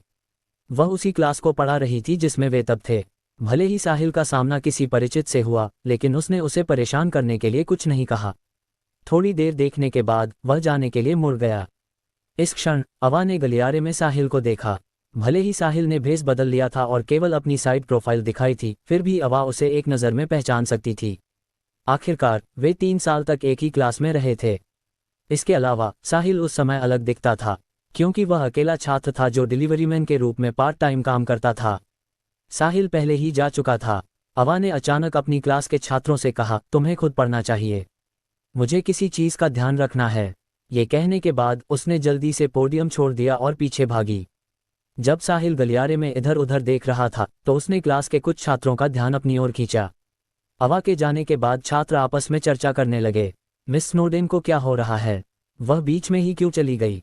मैंने अभी गलियारे में एक आदमी को देखा, मुझे लगता है कि वह उसका पीछा करने गई थी। कोई रास्ता नहीं, क्या वह मिस स्नोडेन का बॉयफ्रेंड है? ये कैसे संभव है? क्या वह सिंगल नहीं है? किसने कहा तुमसे कि वह सिंगल है? शायद वह लॉन्ग डिस्टेंस रिलेशनशिप में है। ओह नहीं, मेरी देवी का बॉयफ्रेंड है। मेरा दिल टूट रहा है। सही, उफ, मेरी मिस स्नोडेन। ठीक है, मिस स्नोडेन तुम लोगों की तरफ देखेगी भी नहीं। बाहर वाला आदमी बहुत हैंडसम था। तो क्या हुआ अगर वह हैंडसम है? क्या होगा अगर मिस स्नोडेन को मेरे जैसे लड़के पसंद हों? छात्र के बयान ने क्लास की छात्राओं को उसकी ओर तिरस्कार से देखने पर मजबूर कर दिया।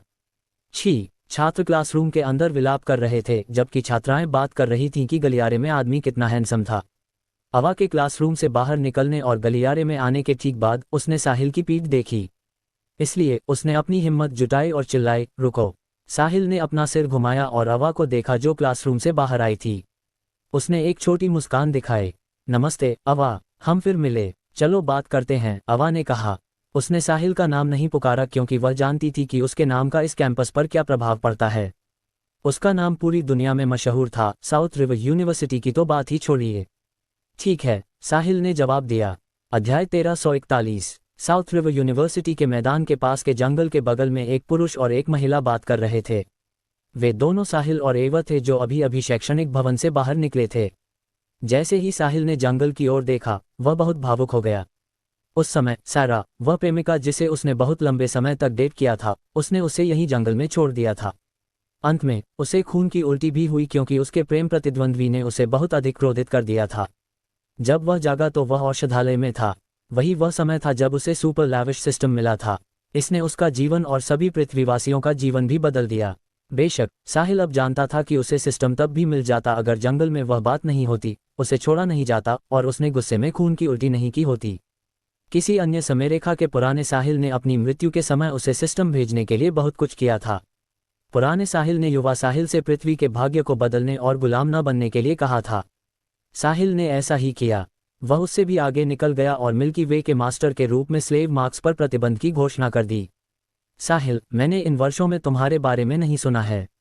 तुम एक प्रभावशाली व्यक्ति और रक्षक क्या कर रहे थे? एवा ने पूछा। एवा, मेरा मजाक उड़ाना बंद करो। मैं पिछले 1 साल से पृथ्वी पर नहीं था। मैं अंतरिक्ष में देखने गया था और मैं अभी वापस आया हूँ, साहिल ने ईमानदारी से जवाब दिया। तुम पृथ्वी पर नहीं थे और तुम अंतरिक्ष में देखने गए थे। मुझे मत बताना कि तुम वही आवाज़ थे जो कुछ समय पहले आई थी। क्या तुम मिल्की वे के मास्टर बन गए हो? एवा ने अपनी आंखें सिकोड़ लीं, उसके चेहरे पर अविश्वास का भाव था। क्या तुम मुझे पहचान सकती हो लेकिन मेरी आवाज़ नहीं? हम इतने सालों तक सहपाठी रहे हैं। मुझे पता था कि यह तुम्हारी तरह लग रही थी, लेकिन मुझे यकीन नहीं था। आखिरकार वह आवाज़ बहुत दबंग थी और वह बिल्कुल भी तुम्हारी तरह नहीं थी। हाँ, वह नहीं है। शायद मैं अपने सहपाठियों के लिए अभी भी वही डिलीवरी मैन हूँ, साहिल ने हंसते हुए कहा। ऐसा मत कहो, तुम अब एक प्रभावशाली व्यक्ति हो और तुम सभी पृथ्वीवासियों के रक्षक हो। क्या तुमने वह मूर्ति देखी? बहुत सारी जगहों पर वे हैं और अगर कोई अब तुम्हारे बारे में बुरा बोलने की हिम्मत करता है तो उन पर बहुत सारे लोगों द्वारा हमला किया जाएगा। एवा ने मैदान के बीच में मूर्ति की ओर इशारा करते हुए कहा। मेरे बारे में इतना काफ़ी है एवा। तुम्हारे बारे में क्या? तुम एसआरयू में लेक्चरर क्यों हो? मुझे याद नहीं है कि तुम्हारी यह महत्वाकांक्षा थी। मुझे धुंधला सा याद है कि तुम विदेश में पढ़ाई करना चाहती थी, है ना? साहिल ने पूछा। क्या तुम मेरा विश्वास करोगे अगर मैं कहूं कि मैं तुम्हारा इंतजार कर रही हूं? साहिल दंग रह गया। उसने मुस्कुराते हुए कहा, हे एवा, मजाक करना बंद करो। साहिल, एवा गंभीरता से चिल्लाए और अचानक उसकी ओर देखने के लिए मुड़ी। साहिल थोड़ा भ्रमित था। मुझे पता है कि तुम एक यादों में रहने वाले व्यक्ति हो। चाहे तुम कितने भी शक्तिशाली बन जाओ या तुम्हारा पद कितना भी ऊंचा क्यों न हो, तुम फिर भी अपने अल्मा माटर के दर्शन करने वापस आओगे। इसलिए मैंने यहाँ रहने का फैसला किया इस उम्मीद में कि मैं भविष्य में तुम्हें देख सकूं। बेशक मेरे मन में कोई धारणा नहीं है क्योंकि मुझे पता है कि हम बहुत अलग हैं। भविष्य में यह अंतर और भी बड़ा होगा। उस समय मैंने अवसर का लाभ नहीं उठाया, इसलिए शायद भविष्य में मुझे ये दोबारा न मिले। मैं खुद से नफरत करती थी कि मुझमें अमीलिया जैसा साहस नहीं था। जब साहिल ने ऐसी स्पष्ट स्वीकारोक्ति सुनी तो साहिल को समझ नहीं आया कि क्या उत्तर दिया जाए। क्या हुआ? क्या मैंने तुम्हें डरा दिया? एवा ने मुस्कुराहट के साथ पूछा। नहीं, साहिल ने अपना सिर हिलाया। साहिल, तुम्हें बोझ महसूस करने की ज़रूरत नहीं है। मैं केवल तुम्हें यह बताना चाहती हूँ कि मैं अंदर से कैसा महसूस करती हूँ। अगर मैंने इस बार तुम्हें यह नहीं बताया तो शायद मुझे मौका नहीं मिलता। अब बहुत सारी लड़कियां तुम्हारी प्रशंसा करती हैं, तुम्हें पसंद करती हैं और यहाँ तक कि तुम पर क्रश भी रखती हैं। मैं बस उन गुमनाम लड़कियों में से एक हूँ। हालांकि मैं उनकी तरह नहीं हूँ क्योंकि संयोग से मैं तुम्हें जानती हूँ। एवा जब ये कह रही थी तो वह सहज लग रही थी। उसने ऐसा कहते हुए अजीब महसूस नहीं किया। शायद उसने इसे पहले कई बार रिहर्सल किया था और साहिल की अलग अलग प्रतिक्रियाओं के बारे में सोचा था। एवा, तुम ऐसा क्यों कर रही हो? साहिल ने कड़वी मुस्कान के साथ कहा। अध्याय 1342। ये कुछ नहीं है। उस समय मेरा अहंकार बहुत बड़ा था, इसलिए मैंने तुम्हें बताने की हिम्मत नहीं की। अब जबकि मैं बड़ी हो गई हूँ, मैंने चीज़ों के बारे में सोचा है। मुझे पता है कि अगर मैं कुछ खो देती हूँ तो मैंने उन्हें हमेशा के लिए खो दिया है। यह एक सुखद पुनर्मिलन होना चाहिए और अब मुझे नहीं पता कि तुम्हारे ये कहने के बाद क्या कहूँ, साहिल ने लाचारी से कहा। चलो फिर दूसरी चीज़ों के बारे में बात करते हैं। अमीलिया अब तुम्हारे साथ होनी चाहिए, है ना? एवा ने विषय बदल दिया। कृपया बकवास न करो, मेरी एक प्रेमिका है, उसका नाम सीलिया है और वह मेरी हाई स्कूल की सहपाठी थी। सारा के मुझे छोड़ने के बाद मैं उसके साथ जुड़ गया। हालांकि अमीलिया सीलिया और महिलाओं के साथ अभ्यास कर रही है, साहिल ने समझाया। वे महिलाएं कौन हैं? एवा ने उत्सुकता से पूछा। बस कुछ करीबी दोस्त। और वे सभी महिलाएं हैं? ओह, मुझे लगता है। लेकिन कृपया गलत मत समझना एवा, हम सब दोस्त हैं और सीलिया मेरी इकलौती प्रेमिका है। साहिल केवल खुद को संभाल कर जवाब दे सका। साथ ही उसने इस बात पर जोर दिया कि उसकी केवल एक ही प्रेमिका है। साहिल, बुरा नहीं है, क्या तुम्हें एक और चाहिए? एवा ने मजाक उड़ाया। एवा, मजाक करना बंद करो। मैं मजाक नहीं कर रही हूँ साहिल। अब जबकि हर कोई मार्शल आर्ट्स का अभ्यास कर रहा है, प्राथमिक विद्यालय के छात्रों और विश्वविद्यालय के छात्रों के लिए मार्शल आर्ट्स की कक्षाएं हैं। बेशक मैं पीछे नहीं रहना चाहती, एवा ने गंभीरता से कहा। एवा का अहंकार बहुत बड़ा था। अगर वह इस बार साहिल से नहीं मिलती तो वह उन शब्दों को हमेशा के लिए अपने दिल में छिपा लेती। अब जब उसने इसे जोर से कह दिया था तो उसे अपनी कमियों को पूरा करने के लिए इसके लिए लड़ना था। इसके अलावा अमीलिया भी सफल नहीं हुई थी, इसलिए अगर वह महिलाओं के साथ जुड़ती है तो उसकी एक सहेली होगी। एवा, हम इस बार पृथ्वी और यहाँ तक कि मिल्की वे को भी एक साथ छोड़ देंगे ताकि एक अजीब जगह पर जा सकें। हम 10 साल या कुछ 100 सालों तक वापस नहीं आ सकते हैं। क्या तुम उसे स्वीकार कर सकती हो? क्या तुम अपने परिवार और दोस्तों को पीछे छोड़ने के लिए तैयार हो? ये प्रस्थान हमेशा के लिए हो सकता है। साहिल ने इसके बारे में सोचा और कहा। उसने ऐसा इसलिए कहा क्योंकि उसे नहीं लगता था कि एवा इसे स्वीकार कर सकती है। आखिरकार हर कोई दीर्घायु पाने के लिए अपने परिवार को पीछे छोड़ने के लिए तैयार नहीं होता है। बेशक साहिल बड़ा चढ़ाकर कह रहा था। भले ही वे चले गए, साहिल फिर भी 20 या 30 साल बाद सीलिया और महिलाओं को उनके माता पिता से मिलने वापस लाने का मौका ढूंढेगा। हालांकि वह ये नहीं कहेगा, तुम पृथ्वी छोड़ रहे हो और तुम शायद दशकों या सैकड़ों वर्षों तक वापस नहीं आओगे। एवा ने सदमे में पूछा। हाँ, क्यों? हम मार्शल आर्ट्स के एक उच्च रूप की तलाश कर रहे हैं ताकि इसे सीखने के बाद हम पृथ्वी की रक्षा कर सकें। क्या इसका मतलब यह है कि अगर तुम अधिक शक्तिशाली होगे तो तुम अधिक समय तक जीवित रहोगे? हाँ, तुम जीवित भी रह सकते हो अगर तुम एक निश्चित क्षेत्र में पहुंच जाते हो। हमेशा के लिए जीवित रहना। एवा दंग रह गई। उसने कभी उम्मीद नहीं की थी कि मार्शल आर्ट्स का अभ्यास करने के बाद कोई हमेशा के लिए जीवित रह सकता है। क्या ये किसी टीवी शो या फिल्म की चीज़ नहीं है? क्या ये वास्तविक जीवन में भी मौजूद है? साहिल ने जो कहा उसने उसका विश्व दृष्टिकोण पूरी तरह से बदल दिया। अध्याय 1343। साहिल ने साउथ रिवर यूनिवर्सिटी छोड़ दी। उसने अन्य लोगों को सचेत नहीं किया ताकि उसके सामने आने के बाद हंगामा न हो। ईस्ट लीग कैपिटल साहिल के पुराने स्कूलों को प्रायोजित करने के लिए सालाना एक बड़ी राशि निकालेगा। इस प्रकार उसे अब इसके साथ जुड़ने की जरूरत नहीं थी। अंत में एवा अभी भी तुरंत निर्णय नहीं ले सकी। उसने साहिल से कहा कि उसे इस पर विचार करने के लिए वापस जाना होगा। साहिल के अनुसार वह जाने के बाद वापस नहीं आ सकती है। आखिरकार एवा पृथ्वी पर 20 से अधिक वर्षों से रह रही थी। उसके दोस्त और परिवार सब यहीं थे। एवा वास्तव में इसे तुरंत स्वीकार नहीं कर सकती थी यदि उसे अचानक इन सबको त्याग कर साहिल के साथ एक विदेशी जगह पर जाना पड़े। साहिल ने सोचा कि एवा शायद नहीं जाएगी। बेशक यह उसका लक्ष्य भी था। सबसे अच्छा होगा अगर वह न जाए। अगर वह जाती है तो वह साहिल के लिए बहुत परेशानी लेकर आएगी। वह पहले से ही सेलिना और महिलाओं के साथ अपने जटिल संबंधों से परेशान था। क्या और भी परेशानी नहीं होगी अगर एवा को इस मिश्रण में जोड़ा गया? केवल सीलिया जैसी अच्छे स्वभाव वाली महिला ही बुरा नहीं मानेगी और यहाँ तक कि सेलिना और अन्य लोगों की मदद भी करेगी। अगर वह कोई और महिला होती तो उसने कोहराम मचा दिया होता। कैंपस से बाहर निकलने के बाद साहिल रिवर सिटी में नहीं रुका। इसके बजाय वह सीधे शू सिटी चला गया। वह यहाँ लगभग 20 वर्षों से रह रहा था और उसने यहाँ बहुत सारी यादें बनाई थीं। भले ही उनमें से अधिकांश अच्छी या दर्दनाक भी नहीं थीं, लेकिन वे सब अतीत में थीं। साहिल ने सोचा कि उसे जाने से पहले एक नज़र देखने के लिए वापस आना चाहिए। वह पहले 2 मिडिल स्कूल्स में गया। हालांकि वे अब पहले जैसे नहीं दिखते थे। ईस्ट लीग कैपिटल्स के वित्तीय प्रायोजक के साथ 2 स्कूलों का नवीनीकरण और विस्तार किया गया था। स्कूलों को देखने के बाद साहिल अपने घर गया। उसकी वहां बचपन की बहुत सारी यादें थीं। हालांकि उनमें से बहुत सी धुंधली थीं। उस समय उसके माता पिता अभी भी आसपास थे और वे साथ मिलकर सद्भाव से रह रहे थे। दुर्भाग्य से एक दुर्घटना ने उससे सब कुछ छीन लिया। फिर साहिल ने अपने अंकल बॉबी के साथ अपना नर्क जैसा जीवन शुरू किया। अंकल बॉबी और उनके परिवार को सचेत किए बिना साहिल दूसरी मंजिल पर अपनी यूनिट में घुस गया। ये कबाड़ के लिए एक स्टोर रूम बन गया था। वह बैठक से रसोई तक गया, फिर वह ऊपर उस शयन कक्ष की ओर गया जहां वह रहता था। अतीत के सभी निशान मिट चुके थे। साहिल ने अपना सिर हिलाया और बालकनी की ओर चला गया। फिर वह दूसरी मंजिल से कूदकर आंगन में उतर गया। वह पुराने घर को देखने के लिए मुड़ा जिसका लंबे समय से नवीनीकरण नहीं हुआ था। शायद जब वह इस यात्रा के बाद वापस आए तो ये जगह अस्तित्व में ही न रहे। जैसे ही साहिल अपने दिल की उदासी को दूर करने के बाद जाने वाला था, आंगन का धातु का गेट खुला। साहिल के मुड़ने के बाद उसने भोजन के पास 20 साल के एक युवक को देखा। यह उसका चचेरा भाई क्विन था। क्विन ने शुरू में कुछ खोजने के लिए दरवाजा खोला था। यह उसके परिवार का स्टोर रूम था। जब उसने आंगन में किसी को देखा तो वह भी दंग रह गया। फिर उसे लगा कि वह व्यक्ति परिचित लग रहा है। उसका दिल दहल गया। क्या ये साहिल नहीं है? वह वापस आ गया है। दद साहिल, क्विन हकलाया। साहिल मुस्कुराया। ये पहली बार होना चाहिए जब क्विन ने उसका नाम लिया हो। उस समय क्विन उसे हमेशा उपनामों से पुकारता था। इसके अलावा क्विन ही वह कारण था जिसकी वजह से साहिल को हमेशा मार खानी पड़ती थी। बहुत समय से नहीं मिले क्विन, साहिल ने कहा। ये साहिल है। क्विन होश में आया और चिल्लाया, डैड, मॉम, फेली, जल्दी आओ। साहिल वापस आ गया है। जल्दी आओ। जब आंगन में मौजूद 3 लोगों ने क्विन की आवाज़ सुनी तो वे जल्दी से दौड़कर आए। एक मध्यम आयु वर्ग का जोड़ा और एक महिला जो लगभग 27 या 28 साल की लग रही थी।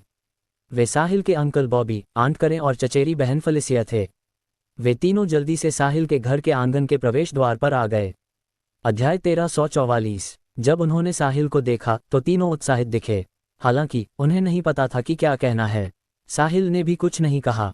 वह बस वहीं आंगन में खड़ा रहा। दोनों पक्ष 10 सेकंड से अधिक समय तक चुप रहे। करे ने बॉबी को बोलने के लिए कहने के लिए गुप्त रूप से उसकी शर्ट खींची। अंत में बॉबी ने एक वाक्य बोलने का साहस जुटाया। द साहिल, तुम वापस आ गए हो। मैं अपने पुराने घर को देखने वापस आया हूँ। आप अपना काम जारी रख सकते हैं। मुझे अब जाना चाहिए। साहिल ने ये कहने के बाद जाने के लिए एक कदम आगे बढ़ाया। वह इस परिवार से कुछ लेना देना नहीं चाहता था। उन्होंने उसे जो चोट पहुंचाई थी वह बहुत गहरी थी।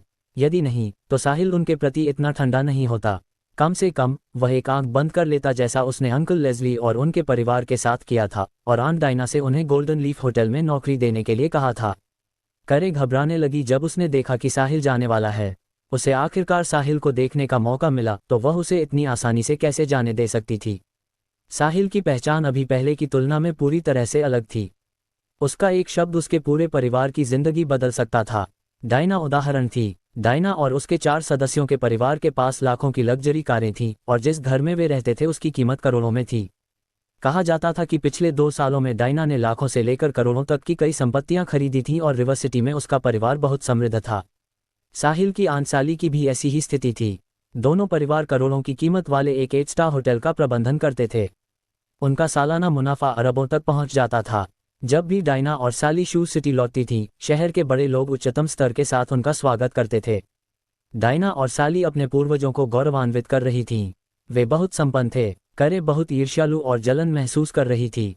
उसे इतनी जलन हो रही थी कि दर्द हो रहा था। उसने एक दिन ऐसा जीवन जीने का सपना देखा था। यहाँ तक कि सबसे छोटे लेस्ली को भी गुप्त रूप से होटल में मैनेजर के रूप में काम करने की व्यवस्था की गई थी। उनका परिवार ही इकलौता था जिसके पास कुछ नहीं था और वे अभी भी इस भयानक जगह पर रह रहे थे।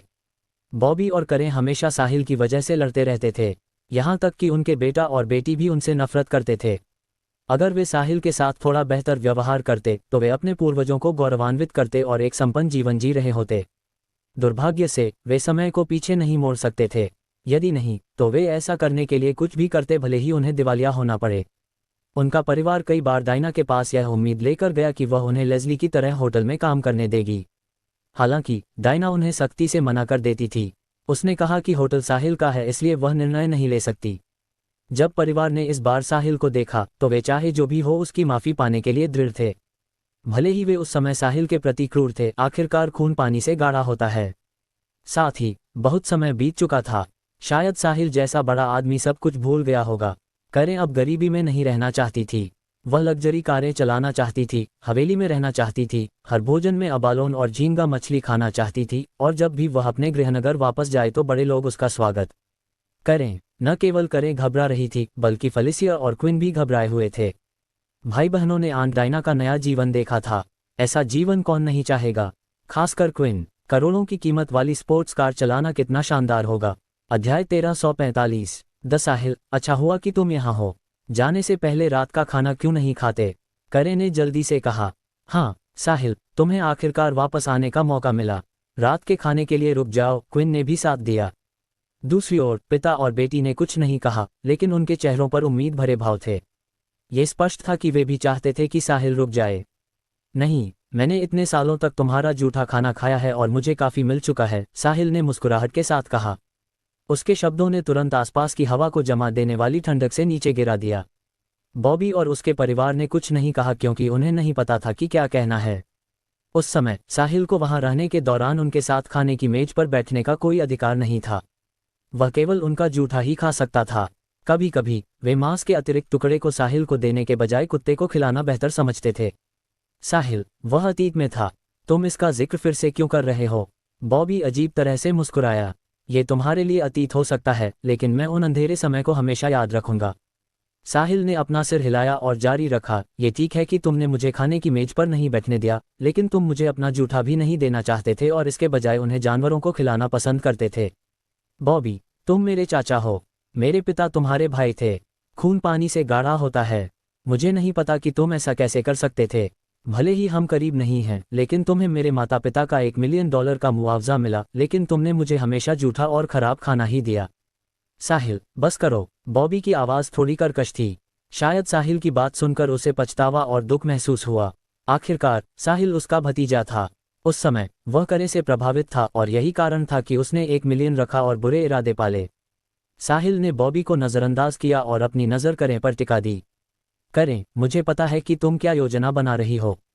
तुमने मेरी वजह से आंट डायना और आंट साली को अच्छा जीवन जीते हुए देखा, इसलिए तुम भी उसमें हिस्सा चाहती हो।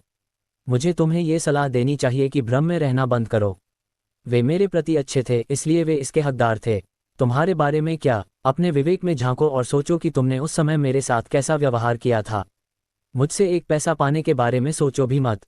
साहिल के शब्द परिवार के लिए एक बड़े आघात की तरह थे और यह उन्हें चक्कर आने जैसा महसूस करा रहा था। उन्होंने सोचा था कि जैसे जैसे समय बीतेगा, साहिल धीरे धीरे अतीत की हर बात भूल जाएगा और उन्हें माफ कर देगा, क्योंकि खून पानी से गाढ़ा होता है। उसके बाद वह डायना जैसा ही व्यवहार प्राप्त करने में सक्षम होगा। दुर्भाग्य से साहिल को अपनी सारी कृतज्ञता और नाराजगी याद थी। वह उन लोगों को प्रतिफल देगा जो उसके प्रति अच्छे थे, और वह उन लोगों के खिलाफ जवाबी कार्रवाई भी करेगा जो उसके प्रति बुरे थे।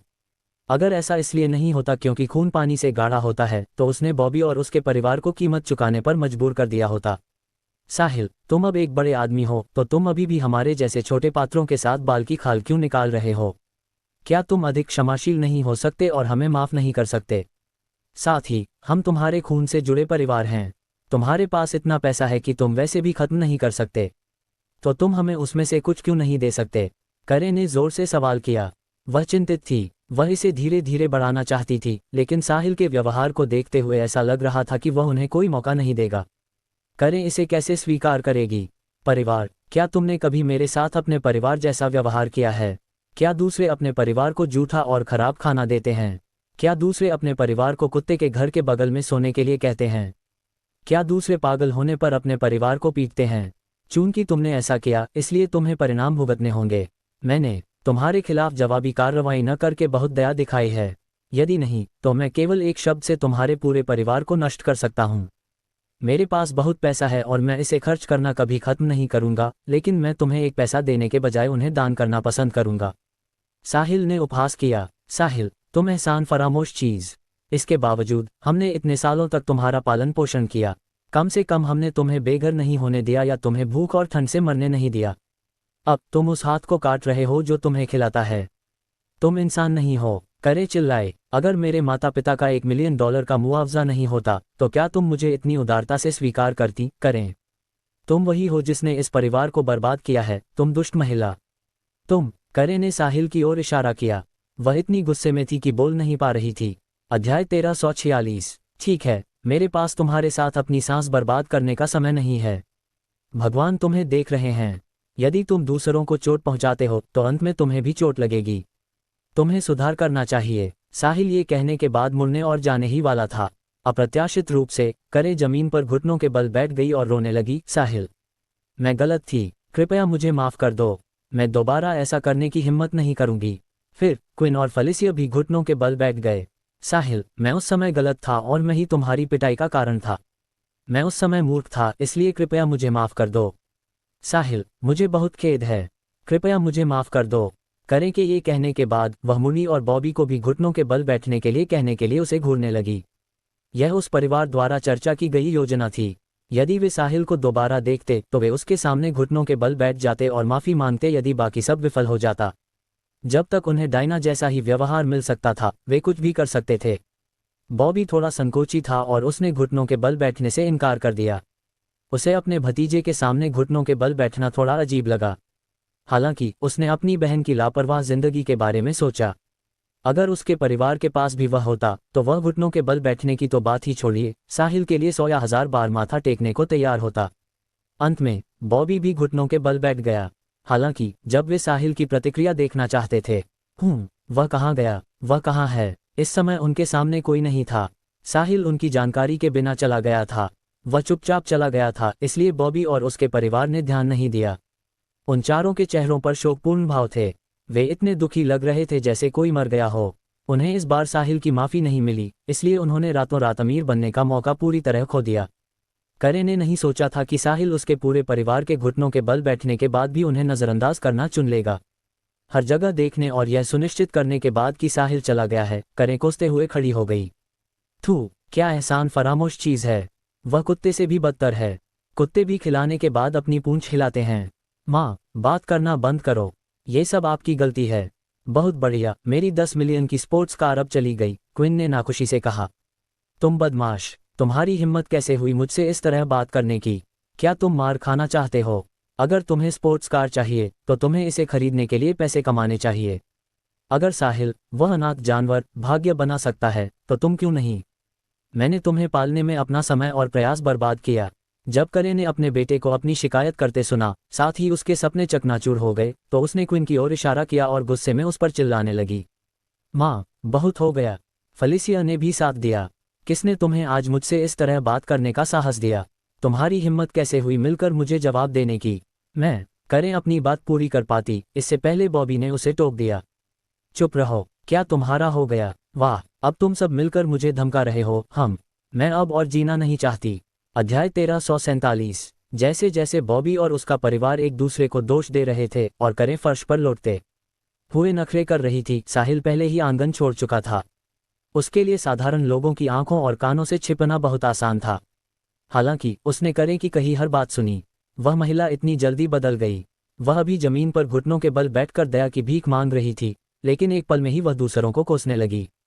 साहिल करें को बहुत अच्छी तरह समझता था। वह एक विशिष्ट स्नब थी जिसे अपनी प्रतिष्ठा पर गर्व था।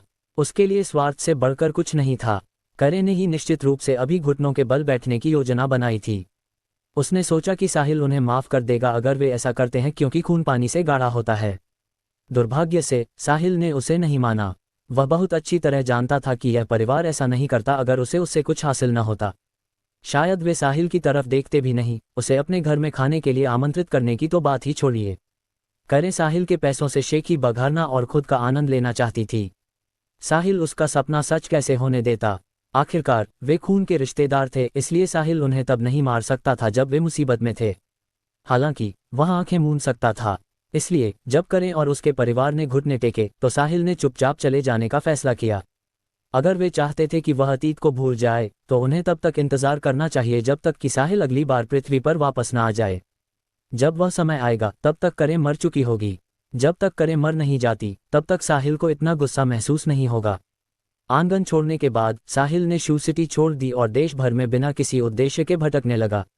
वह समय पूरा होने से पहले अकेले सेलेस्ट का सामना करने वापस नहीं जाएगा। अब पृथ्वी की स्थिति काफी हद तक निर्धारित हो चुकी थी। सोमोलैंड पृथ्वी पर हर किसी के लिए पवित्र भूमि बन गया था। हर कोई यहाँ इकट्ठा होना चाहता था, इसलिए सोमोलैंड और जीवंत हो गया। साहिल उन बहुत सी जगहों पर गया जिन्हें वह जानता था। 3 दिन बाद वह कैपिटल सिटी के एक एकांत जंगल में आया। यहीं पर सोमोलैंड का सैन्य संगठन फॉल्कन प्रशिक्षण लेता था। उस समय साहिल उनमें शामिल होने से पहले यहाँ फॉल्कन की चुनौतियों को स्वीकार करता था। जैसे ही उसने बेस में कदम रखा, टीम फॉल्कन हरी वनस्पतियों से बाहर निकल आए और साहिल को घेर लिया। तुम कौन हो? तुम्हें ये जगह कैसे मिली?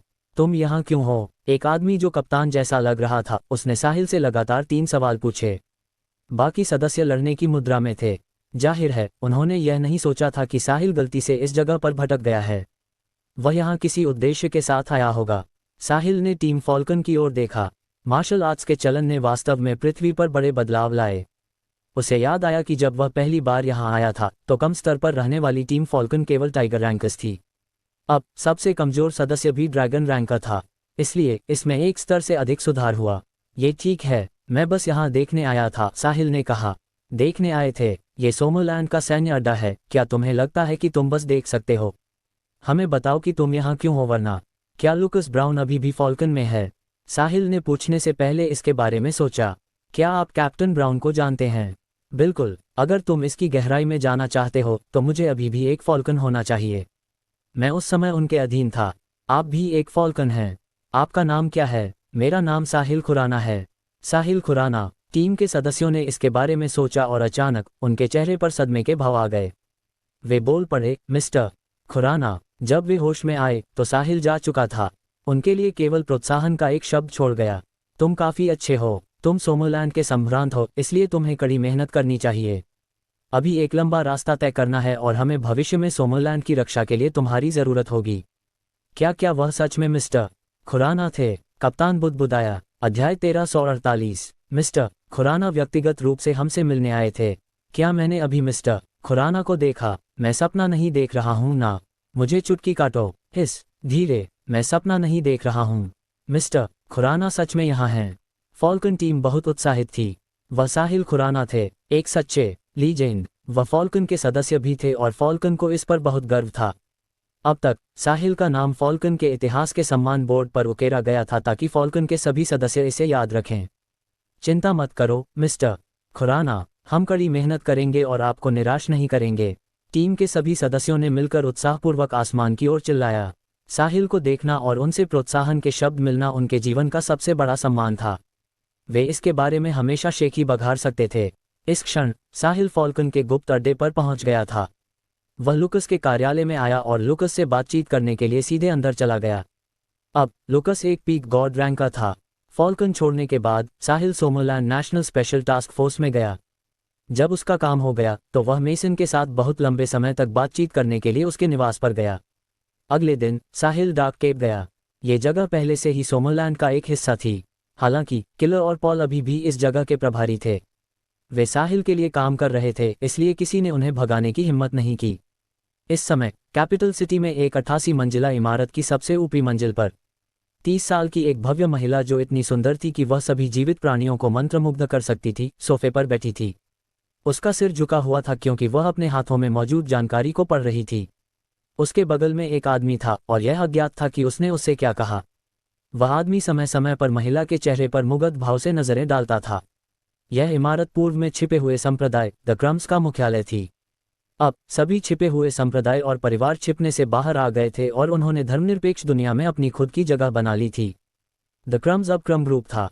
वे जड़ी बूटियों के व्यवसाय में थे और पूरे सोमरलैंड में उनके 100 से अधिक मार्शल आर्ट्स स्टूडियो भी थे। बेशक द क्रम्स शुरू में कमजोर नहीं थे, इसलिए यह उम्मीद की जा रही थी कि वे वहां पहुंच सकते हैं जहां वे अभी थे। यह आकर्षक महिला द क्रम्स की पूर्व छात्रा थी, लरेन लववुड। वर्तमान में वह क्रम ग्रुप की जनरल मैनेजर और एक सर्वशक्तिमान महिला थी। उसने द क्रम्स की प्रगति की दिशा को नियंत्रित किया। लरेन की वजह से ही द क्रम्स उस स्तर तक पहुंच पाए जहां वे अभी थे। वह आदमी लरेन का सीनियर फ्रेड ईस्ट था। साथ ही वह क्रम ग्रुप का वाइस जनरल मैनेजर भी था। फ्रेड के बात खत्म करने के बाद लरेन ने कहा, ठीक है, मैं समझ गई। उसकी आवाज़ बहुत आकर्षक थी और उसे सुनने के बाद कोई भी खुद को रोक नहीं पाता था। जैसे जैसे उसकी ताकत बढ़ी, लरेन का आकर्षण भी और मजबूत होता गया। वह इतनी आकर्षक थी कि उसके आसपास के पुरुष भ्रमित हो जाते थे। वह और सलीना चरम के दो छोर थे। एक युवा थी और इतनी विनाशकारी रूप से सुंदर थी कि वह एक राज्य के पतन का कारण बन सकती थी। दूसरी ओर एक आकर्षण से भरी थी और असाधारण रूप से मनमोहक थी। अध्याय 1349। क्रम ग्रुप कैपिटल सिटी की सबसे जीवंत व्यावसायिक सड़कों में से एक पर स्थित था। एक मध्यम आयु वर्ग की महिला इस समय व्यावसायिक सड़क पर चल रही थी। वह सेलेस्ट थी। अपने शरीर की इच्छा को दबाने के बाद सेलेस्ट को लगा कि अकेले रहना बहुत उबाऊ है, इसलिए वह टहलने के लिए बाहर आ गई। वह कई दिनों के बाद आखिरकार यहाँ पहुंची। जैसे ही उसने व्यावसायिक सड़क पर महिलाओं के विभिन्न कपड़ों को देखा, सेलेस्ट को बहुत अच्छा लगा। ऐसी कोई महिला नहीं थी जिसे सुंदर कपड़े पसंद न हो, बेशक वह भी इसका अपवाद नहीं थी। उसने इन कुछ दिनों में बहुत सारे कपड़े खरीदे। भले ही सेलेस्ट के पास $100 नहीं थे, लेकिन उसने जो चीजें बेतरतीब ढंग से निकाली वे पहले से ही बेहद मूल्यवान थीं। जैसे ही वह जीवंत सड़क पर चली, यह अजीब था कि कोई भी उसका चेहरा स्पष्ट रूप से नहीं देख सकता था और किसी ने उस पर ध्यान नहीं दिया। ऐसा इसलिए था क्योंकि उसने ध्यान का केंद्र न बनने के लिए कुछ छेड़छाड़ की थी। यदि नहीं, तो उसे देखने वाले पुरुष उसकी ओर आकर्षित हो जाते तो वह खरीदारी कैसे करती। सेलेस्ट को अचानक किसी चीज की महक आई और वह चौंक गई। ये कैसे संभव है? यह महक यहाँ कैसे मौजूद हो सकती है? यह असंभव है। यदि यह सच है तो ये छोटा ग्रह काफी बदल जाएगा। सेलेस्ट ने महक का पीछा किया और क्रम ग्रुप की 88 मंजिला इमारत के अंदर तक आ गई। फिर वह सबसे ऊपरी मंजिल पर पहुंची। लरेन ने फ्रेड को भेजने के बाद जनरल मैनेजर के कार्यालय में प्रवेश किया और अपना सिर झुकाकर सामग्री पढ़ने लगी। अचानक सेलेस्ट लरेन के कार्यालय में प्रकट हुई। उसने लरेन को परेशान नहीं किया। इसके बजाय वह लरेन को टकटकी लगाकर देख रही थी। वह जितना अधिक देखती उतनी ही अधिक स्तब्ध रह जाती। हालांकि उसे मूल रूप से यकीन था, उसके सामने वाली महिला का शरीर भी उसी की तरह आकर्षक था। इस छोटे से ग्रह ने सेलेस्ट को बहुत आश्चर्यचकित किया। सबसे पहले वह सेलिना से मिली जिसका शरीर विशेष था, फिर वह साहिल से मिली, एक पागल जिसके पास इटर्नल बनने से पहले ही दिमागी शक्ति थी, और अब वह किसी ऐसे व्यक्ति से मिली जिसके पास उसके जैसा ही आकर्षक शरीर था। सेलेस्ट को अब समझ नहीं आ रहा था कि क्या कहा जाए। वह इस यात्रा पर आकर सही थी। इरिडेसेंट सेक्ट के लिए 2 विशेष शरीर इतनी बड़ी उपलब्धि थे। लरेन ने सेलेस्ट के आगमन पर ध्यान नहीं दिया। वह अभी भी सेलेस्ट से कोसों दूर थी। जब उसने अपने हाथों में मौजूद जानकारी को पढ़ना समाप्त किया और दूसरी लेने वाली थी, तो उसने बिना ध्यान दिए कमरे में एक और व्यक्ति को देखा। लरेन चौंक गई और उसने शांत होने का नाटक करते हुए पूछा, तुम कौन हो? तुम यहाँ क्यों हो? जो कोई भी चुपचाप उसके कमरे में घुस सकता है वह निश्चित रूप से कोई असाधारण व्यक्ति होगा। सेलेस्ट ने लरेन के सवाल का जवाब नहीं दिया। इसके बजाय उसने पूछा, तुम्हारा नाम क्या है? मैं लरेन लववुड हूँ। लरेन के जवाब देने के बाद उसने अचानक अपना मुंह ढक लिया। वह खुद को नियंत्रित नहीं कर सकी। वह उस महिला को जवाब नहीं देना चाहती थी, लेकिन उसके मुंह ने उसके नियंत्रण के बिना सवाल का जवाब दे दिया। कहीं से भी प्रकट होने वाली यह सुंदर महिला कौन है? उसके पास ऐसी जादुई शक्ति क्यों है? उसने मुझसे इस तरह अपने सवाल का जवाब कैसे दिलवाया? अध्याय 1350। लरेन, अच्छा नाम है। मेरा नाम सेलेस्ट स्टा है। तुम अभी के लिए मुझे सेलेस्ट कह सकती हो और हम बाद में बात करेंगे कि तुम्हें मुझे कैसे संबोधित करना चाहिए। सेलेस्ट ने अपना हाथ आगे बढ़ाया। लरेन ने भी अपना हाथ आगे बढ़ाया और दोनों ने संक्षेप में हाथ मिलाया। सेलेस्ट, तुम यहाँ कैसे घुसी? तुम यहाँ क्या कर रही हो? लरेन ने पूछा। यहाँ आना काफी आसान है ना? मैं यहाँ तुम्हारे लिए आई हूँ। बेशक, सेलेस्ट ने मुस्कुराहट के साथ जवाब दिया। मेरे लिए? क्यों? मुझे नहीं लगता कि मैं तुम्हें जानती हूँ।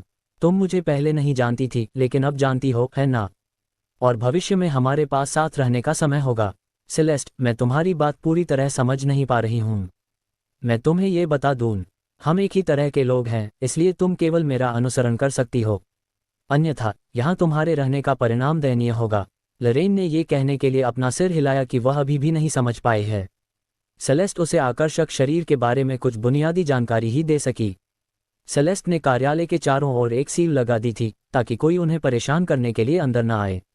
जैसे ही सेलेस्ट ने अपनी बात समाप्त की, लरेन हतप्रभ रह गई। क्या दुनिया में ऐसा कोई अजीब शरीर है?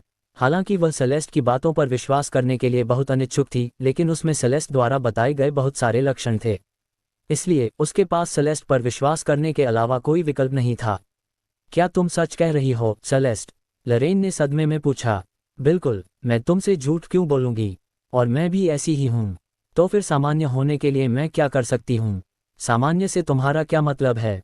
तुम एक पुरुष के साथ रहने में सक्षम होना चाहती हो। सेलेस्ट हंसी। सेलेस्ट, मुझे चिढ़ाना बंद करो। मैं बस एक सामान्य व्यक्ति बनना चाहती हूँ। जहाँ तक इस बात का सवाल है कि क्या मैं किसी पुरुष के साथ रहना चाहती हूँ, यह इस पर निर्भर करता है कि क्या मैं सही व्यक्ति से मिल पाती हूँ। अगर मैं नहीं मिल पाती तो मैं समझौता करने के बजाय जीवन भर सिंगल रहना पसंद करूंगी। ठीक है, बुरा नहीं है। तुम्हारी अपनी विशिष्टता है, सेलेस्ट ने कहा। वैसे सेलेस्ट, आपने अभी कहा था कि आप चाहती हैं कि मैं आपके साथ चलूं। हम कहाँ जा रहे हैं? लरेन ने पूछा। इस ग्रह को छोड़ दो। हम मेरे गृहनगर जाएंगे जहाँ तुम्हारा मंच होगा। हालांकि आकर्षक शरीर जीवन में काफ़ी असुविधाएं लाता है, लेकिन ये हमें एक अद्वितीय प्रतिभा भी देता है। लरेन चौंक गई। इस ग्रह को छोड़ दो। क्या इसका मतलब यह है कि मेरे सामने खड़ी यह सुंदर महिला पृथ्वी से नहीं है? ऐसा कैसे हो सकता है? से सेलेस्ट, तुम पृथ्वी से नहीं हो? लरेन ने फटी आंखों से पूछा। नहीं, मैं एक समृद्ध उच्च स्तरीय सभ्यता से आती हूँ, लेकिन पृथ्वी, इस छोटे से जीवित ग्रह ने मुझे बहुत आश्चर्यचकित किया है। कभी कभी मैं सच में पृथ्वी को विस्फोट से उड़ा देना चाहती हूँ ताकि देख सकूं कि क्या पृथ्वी के कोर में कुछ छिपा है जो इस तरह के उत्कृष्ट ग्रह को बनाने में सक्षम है। सेलेस्ट ने आह भरी। पृथ्वी को विस्फोट से उड़ा देना? मुझे क्या करना चाहिए? लरेन एक पल के लिए भ्रमित हो गई। पृथ्वी ने एलियंस के कारण 2 घातक आपदाओं का अनुभव किया है, इसलिए एलियंस के बारे में हर किसी की खराब धारणा थी। अब लरेन का सामना एक ऐसे एलियन से हुआ जो पृथ्वी को नष्ट करना चाहता था। यदि वह वास्तव में सफल हो गई तो पृथ्वीवासियों का क्या होगा? लरेन बस अब ये बात बाहर पहुंचाना चाहती थी। अब केवल साहिल ही पृथ्वी को बचा सकता था। हालांकि लरेन जानती थी कि इस सुंदर महिला के सामने उसके पास कोई मौका नहीं है। सेलेस्ट ने महसूस किया कि लरेन अत्यधिक तनाव की स्थिति में थी, इसलिए उसने मजे लेते हुए पूछा, क्या हुआ लोरी? तुम सच में यह नहीं सोच रही हो ना कि मैं पृथ्वी को विस्फोट से उड़ाने जा रही हूँ? मैं बस मजाक कर रही हूँ। दूसरों की तुलना में तुम तीनों मेरे लिए अधिक मूल्यवान हो। दोस्तों, अगर आपको यह वीडियो पसंद आई है तो वीडियो को लाइक करें और नेक्स्ट पार्ट के लिए कमेंट कर देना और नोवेल एडिट चैनल को सब्सक्राइब कर लेना। Thank you.